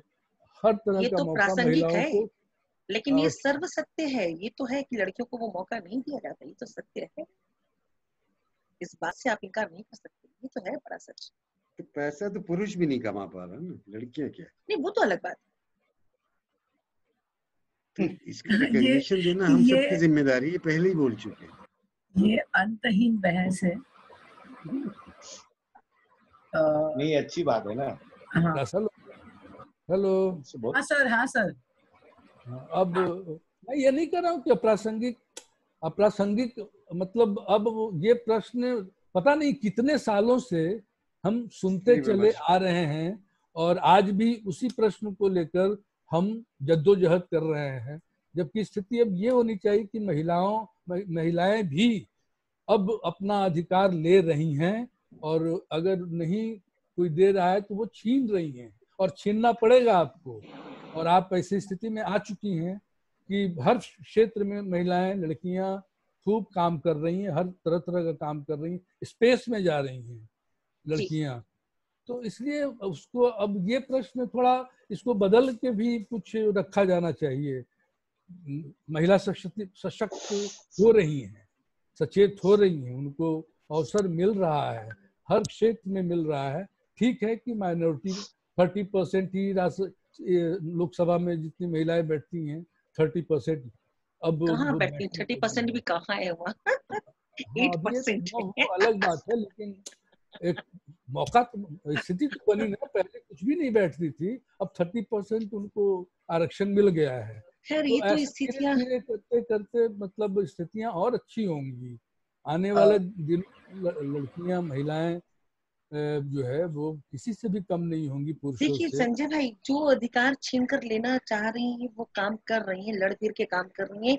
परिवार वाले नाराज हो रहे हैं, पति नाराज हो रहा है, बाप नाराज हो रहा है, सब हो वो अपना काम करने की, लेकिन ये संख्या कम है। मैं बार बार ये कह रही हूँ कि लेकिन जो जिनके अंदर इतनी हिम्मत नहीं है लेकिन वो काम करना चाहती है, उनके लिए हमें विचार करना है। मैं और गीतांजलि काम कर पा रहे हैं या मैं हमारी जैसी और 10 महिलाएं हैं जो काम कर पा रही हैं अपने बलबूते पर, कि मैंने अपने परिवार में पूरा माहौल तैयार कर लिया। ससुराल में देखिए बनियों का परिवार, मारवाड़ी परिवार, शादी के मुस्लिम परिवार, मुसलमानों के अंदर में भी ये चीजों को लेकर बहुत ज्यादा कदर है, लेकिन मेरे परिवार में मैंने ये माहौल बना के रखा, सारी चीजें। तो मैं नाटक करती तो मेरी सासू माँ भी नाटक देखने आया करती थी, अब तो खैर वो काफी ज़ईफ हो गई है, लेकिन मेरे ससुराल वाले सब मेरा अभिनय देखने आते थे और बड़ा बोलते थे भाई हाँ भाभी ने या बहू ने। तो ये चीजें अलग है, जो बना पाती है अपनी स्थितियां वो कम लोग हैं। अब हमारा फर्ज बनता है कि हम इस संख्या को कैसे मजबूत बनाएं, और ये काम आप लोगों पर, आपको हमारा साथ देना। हम साथ हैं, आपके साथ हैं। चलिए उमा जी बताइए कहाँ खड़े होना है, हम खड़े हो जाते हैं। हम साथ हैं। मुश्ताक भाई, मुझे पता है कि किसी दिन भी अचानक आपका फोन आएगा कि उमा जी ये नाटक आपको क्या तो अनुवाद करना, ये कहानियों को जोड़िए आप, मुझे पता आपका फोन आने वाला है। हाँ तो ये महिलाएं कर रही है ना, मैं तैयार हूँ, महिला ही कर रही है, महिला ही कर रही है, एक महिला ही कर रही है ना। अब बताओ, आप कह रहे महिला करती नहीं है। मुझे लगता है कि एक समय के बाद जब हम काम करते करते अपने काम से संतुष्ट हो जाते हैं तो कहीं ना कहीं ये मानवीय व्यवहार है या मानवीय आदत है कि हमें लगता है कि अब हमें समाज में भी वो स्तर या वो ग्रेड मिलनी चाहिए। मैं उमा जी को बिल्कुल सच में उनकी जो बातों से लगता है, उन्हें ऐसा लगता है कि मैंने 25-30 साल काम किया है तो राष्ट्रीय स्तर पर आप लोगों के द्वारा उनकी पहचान सुनिश्चित की जानी चाहिए। हाँ बिल्कुल की जानी चाहिए। लड़कियों को भी आगे आने के लिए अब जैसे मैंने कहा कि अधिकार लेना पड़ता है, मिलने से मांगने से नहीं मिलता है बल्कि लेना पड़ता है, और आप लोग लेने की स्थिति में आ गए हैं। हमारी एक मित्र थी पत्रकार, बड़ा नाम है, नाम नहीं लूँगा, तो वो जा रही थी रिक्शा से, पटना की थी, तो नवभारत टाइम्स उस समय निकलता था, उसमें वो थी, और आजकल वो बड़ा नाम है वो। तो रिक्शा से जा रही थी तो पीछे से साइकिल से एक लड़का हेलो आई लव यू ऐसे कुछ करके अपना रिक्शा साइकिल पीछे पीछे चल रहा था। तो उससे पत्रकार महिला ने, लड़की ने रिक्शा को रुकवाया, उतरी, बोली इधर आओ बेटा, इधर आओ इधर आओ। तो वो भी उतर गया। तो वो क्या बोल रहे थे, आई लव यू, ठीक है चल मेरे साथ बैठ और चल अभी शादी कर मेरे साथ। उसको पकड़ के कॉलर बाह पकड़ के खींचते हुए ले गए कि चलो अभी तुरंत मेरे साथ शादी कर, तू मुझे प्यार करता है ना, मैं भी तुमको करती हूँ, चल। तो वो हाथ पांव पकड़ लिया, कांपने लगा वो लड़का और बोला कि सॉरी सॉरी, माफी कर दो, अब नहीं बोलेंगे ये बोलेंगे। तो ये आपको पहल करनी पड़ेगी इस तरह से, तभी वो जो है ना, मतलब आप भी सशक्त होंगी। वो उमा दी का यही सवाल है कि हम सशक्त है, मैं आवाज उठा रही हूँ, दीदी आवाज उठा रही है, लेकिन बहुत सी ऐसी लड़कियां हैं जो इस क्षेत्र में आना चाहती है, लेकिन उनमें इतनी हिम्मत नहीं है, कि वो विरोध कर सके। ये तो है, लेकिन आ ही जाती हैं, उसमें से बहुत सारी लड़कियां आ जाती हैं निकल के, विरोध करके आती भी हैं। और इसी तरह रंगमंच चल भी रहा है। आज राष्ट्रीय नाट्य विद्यालय में 25 लोगों के विद्यार्थी में 13 लड़कियां हैं, 12 लड़के हैं। अब देखिए राष्ट्रीय नाट्य विद्यालय में, एमपी ड्रामा स्कूल में जब तक था मैं, 9 लड़की 8 लड़की हमेशा रहती थी। तो उस अनुपात से लड़कियों की संख्या बढ़ रही है और लड़कियां काम कर रही हैं। और आने वाले दिनों में देखिएगा ढेर सारी महिला निर्देशक, महिला एक्ट्रेस निकल के आएंगी। ऐसा नहीं है कि संजय भाई सिर्फ लड़कियां आगे ही नहीं आए, इतना भर ही काफी नहीं होगा। मेरा कहना है कि उनका मूल्यांकन भी हो और उन पर चर्चा भी हो। ये हमारी बहुत बड़ी जिम्मेदारी होती, खुले दिल से हम बार बार उनको चर्चा में लाएं और बार बार चर्चा में लाएं। जी दी, मैंने अपनी आपकी तरफ से यही बात करी कि यदि कोई 25-30 साल काम कर रहा है तो वो कहीं न कहीं मानवीय स्वभाव के तहत लगता है कि अब हमें हमारे आसपास वाले भी हमको देखे या बोले। तो मैंने अभी कहा कि आपका मूल्यांकन तभी होगा जब ये जो सुधीजन बैठे हैं वो आपके कामों को कहीं न कहीं प्रमोट करेंगे। नहीं, बात यहाँ पे सिर्फ एक व्यक्ति की नहीं है। मैं कह रही हूँ कि जो गिनी चुनी महिलाएं आई हैं, और मैं तो 2000 से 2020 तक की बात कर रही हूँ, क्योंकि जो स्थापित है, संजय दा ने बात को स्वीकार कर लिया है, जयंतो दा ने स्वीकार किया है कि स्कूल से आने वाली महिलाओं की स्थिति अलग है। तो अब जो महिलाएं लगातार अपने बलबूते पे रंगकर्म को बचा कर रहे हैं, रंगकर्म में लगी हुई है, उनके कामों पर चर्चा बार बार, जो स्थापित हैं, जो जिनकी बात का प्रभाव 90% पर पड़ रहा है, उन्हें इसकी चर्चा बार बार करनी चाहिए। उमा जी ओम भाई, मैं बोल रहा हूँ अनुरोध असर में मेरी एक अंतिम दरख्वास्त है कि अगला प्ले जो है ना, डायरी ऑफ फ्रैंकी रामा का उल्रिके माइन ऑफ करो। अगर तुम्हारे मतादर्श में वो ठीक उतरता है तो जरूर जरूर जरूर। क्या आप लोग जानते हैं कि हम लोगों को बात करते करते 2 घंटा होने में आ गया? हाँ, पूरा 2 घंटा होने में आ गया। मुझे लगता है कि बातचीत को अब नहीं ये करना चाहिए, धीरे धीरे समाप्ति की तरफ हमें जाना चाहिए। एकदम। वैसे भी महिलाएं बातूनी ज्यादा होती हैं, हम ज्यादा बोलती हैं। पुरुष सुनते ज्यादा हैं, आगे भी ज्यादा मांगते हैं। आपकी संख्या अभी कम है, अगला सत्र ऐसा ना, स्त्रियों से समस्या।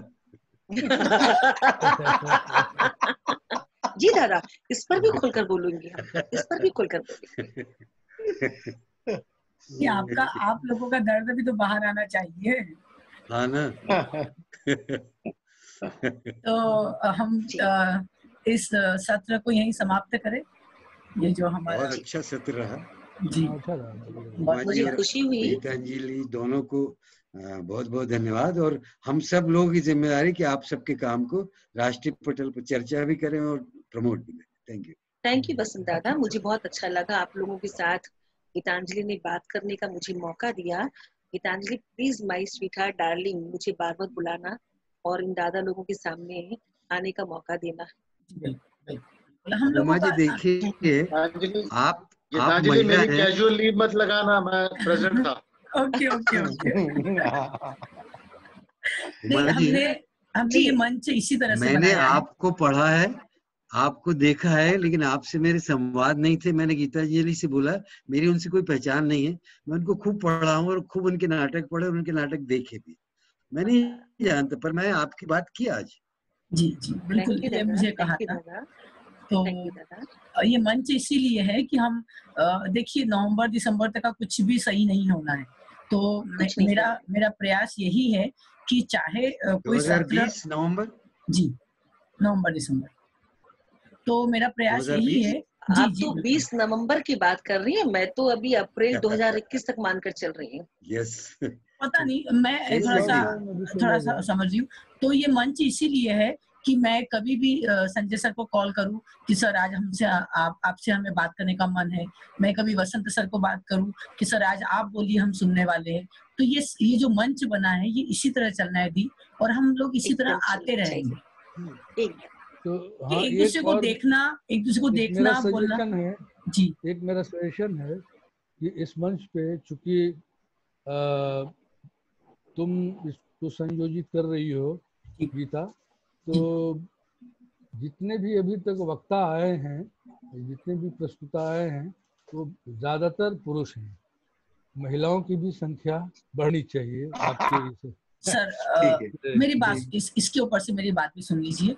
जिस दिन मैंने पहले दिन वक्ता बुलवाया था तो मेरे मन में सबसे पहले यही बात आई थी। मैं भी बहुत लड़ती हूँ स्त्री अधिकारों पर, अपने भाई के साथ, अपने पापा के साथ, नो डाउट, ठीक है। लेकिन सर बहुत सी महिलाएं बोलने के लिए तैयार नहीं हो रही हैं। जैसे मैंने चित्रा जी से बात करी, फिर मैंने उसके बाद 2-3 और जो परिचित उनसे बात करी। अरे हम क्या बोलेंगे, वो तो ऐसा। तो सर उनको तैयार कर रही हूँ, लेकिन समय लगेगा। गीतांजलि, हमें किताबी बातें नहीं करना है सर, हमें किताबी बातें या हम अपने आप को महिमा मंडित करने वाली स्थिति में नहीं लेके आना है। मुझे उन स्त्रियों को लाना है जो वाकई में मुद्दों पे बात करें। गीतांजलि, आज का सत्र जी, आज का सत्र समाप्त होने से पहले एक अपनी कविता मैं जरूर सुनाना चाहूंगी। जी, मैं संजय दादा की लालच भी तो बुरी वाला ना, एक छोटी सी कविता सुनाती हूँ, प्लीज आप लोग सुने। मैं संजय दादा की बात पूरी करने दूं, उसके बाद फिर जी जी जी जी जी। नहीं, मैं ये कह रहा था कि हम लोगों से भी आप राय मशवरा कीजिएगा कि कौन महिला है जो इस प्लेटफॉर्म पे आ सकती है और बोल सकती है, तो हम लोग आपको सजेस्ट करेंगे। बिल्कुल सर, बिल्कुल। और सर मैं फिर कह रही हूँ कि जो बहुत प्रचलित है, बहुत चर्चित है, जो बहुत नाम कमा चुकी है, सर मेरे ख्याल से मैं उन लोगों को इकट्ठा कर रही हूँ जो कहीं ना कहीं नेपथ्य में चले गए। मेरा ये मेरे अंदर की इच्छा है। मैंने लाइव करने के लिए भी सर उन्हीं लोगों को चयन कर रही हूँ। देखिए जो यंग है उनको सब कुछ पता है, जो यंग है उनको सब हर कोई जान रहा है, लेकिन और आप सिर्फ थिएटर पर ही केंद्रित मत करें, बल्कि इसमें किसी पेंटर को बुलाएं। सर आए थे अंबर जी आए थे, अंबर आए थे। उसके बाद अशोक भौमिक आए थे, पेंटर। परसों जो आए थे, भौमिक भी आ चुके। परसों जो आने वाले हैं वो अंजना पुरी मैम आने वाले हैं। हाँ, ये सब ठीक है, तो ये वैरायटी रखिएगा तो अच्छा, लोग और भी जुड़ेंगे। ठीक है, तो हाँ, कविता से हम लोग इसका समापन करें। गीतांजलि जी कविता एक पढ़ेंगे शायद। उमा जी। अच्छा, उमा जी देख रहे हैं संजय भाई, अभी मैंने कहा और अब आप मेरा नाम हटा देंगे। बताएं, चेहरा गीतांजलि का था दिख रहा है स्क्रीन पे, तो इसीलिए आपने पत्र में थी अभी, अब चेहरा आपका सामने आया। जी, मैं सुनाती हूँ कविता। स्त्री कभी नहीं मरती। एक बार एक सुबह एक स्त्री नदी किनारे बैठी बहती जा रही थी। उसकी सांसों की महक से हवा में मधुशी फैली थी। उसके गालों पे चमकते आंसू बर्फ में चमकते हीरे प्रतीत हो रहे थे। उसके चेहरे पर एक दर्द भरी मुस्कुराहट थी। ऐसा लग रहा था जैसे फसलों पर सूरज चमक रहा हो। स्त्री बहती नदी को अपनी कोमल उंगलियों से इस तरह स्पर्श कर रही थी जैसे बीते पल को छूने की कोशिश कर रही थी। उसकी उंगलियों की कंपन को मैंने अपनी रीढ़ की हड्डी में सरसराते हुए महसूस किया। मुझे बड़ा अजीब लगा। किसी चुंबक के आकर्षण की तरह मैं उसकी तरफ बढ़ती गई। ज्यों-ज्यों उसके करीब पहुंच रही थी, वो जैसे राख में तब्दील होती जा रही थी। मैं अचंभित सी जब वहां पहुंची तो हवन कुंड जैसी एक समाधि नजर आई जिस पर एक लाल फूल चमक रहा था। ये लाल फूल तो मुझे उसकी जोड़े में नजर आया था। मैंने हौले से उस फूल को उठाया, मगर उस स्त्री के न होने की वेदना मेरे आंखों से ज्यों ही बहने लगी, उस समाधि से आवाज आई, रो मत, स्त्री कभी नहीं मरती। स्त्री हवाओं में बसी खुशबू की तरह होती है, पंछियों की चहचहाट में होती है स्त्री, फूलों की मुस्कुराहट में खिलती है स्त्री, टिमटिमा के तारों में चमकती है स्त्री, चांद से टपकती आद्रा की बूंदों में और ओस की सुबह की ओस में महकती है, अजानों और मंत्रों की ध्वनि में, हर खूबसूरत वादों और बदसूरत चोटों की पीड़ा में, हर लम्हों में होती है स्त्री। इसलिए रो मत, स्त्री कभी नहीं मरती। उसकी बातों का ऐसा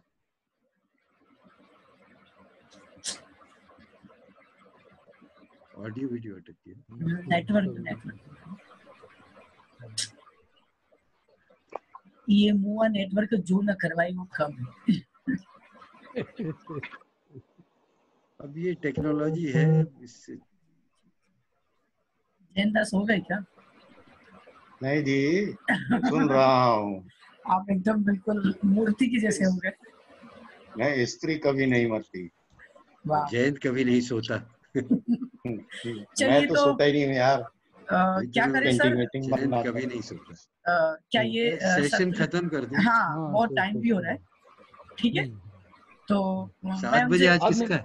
बाद में उनकी कविता हम लोग सुन लेंगे पूरी कविता। जी जी, आज 7 बजे लाइव किसका? सत्या सर का है, सत्यव्रत राउत सर का। ठीक है, तो हम लोग मिलते हैं 7 बजे। Thank you. सबको नमस्कार। सबको नमस्कार। जय हिंद।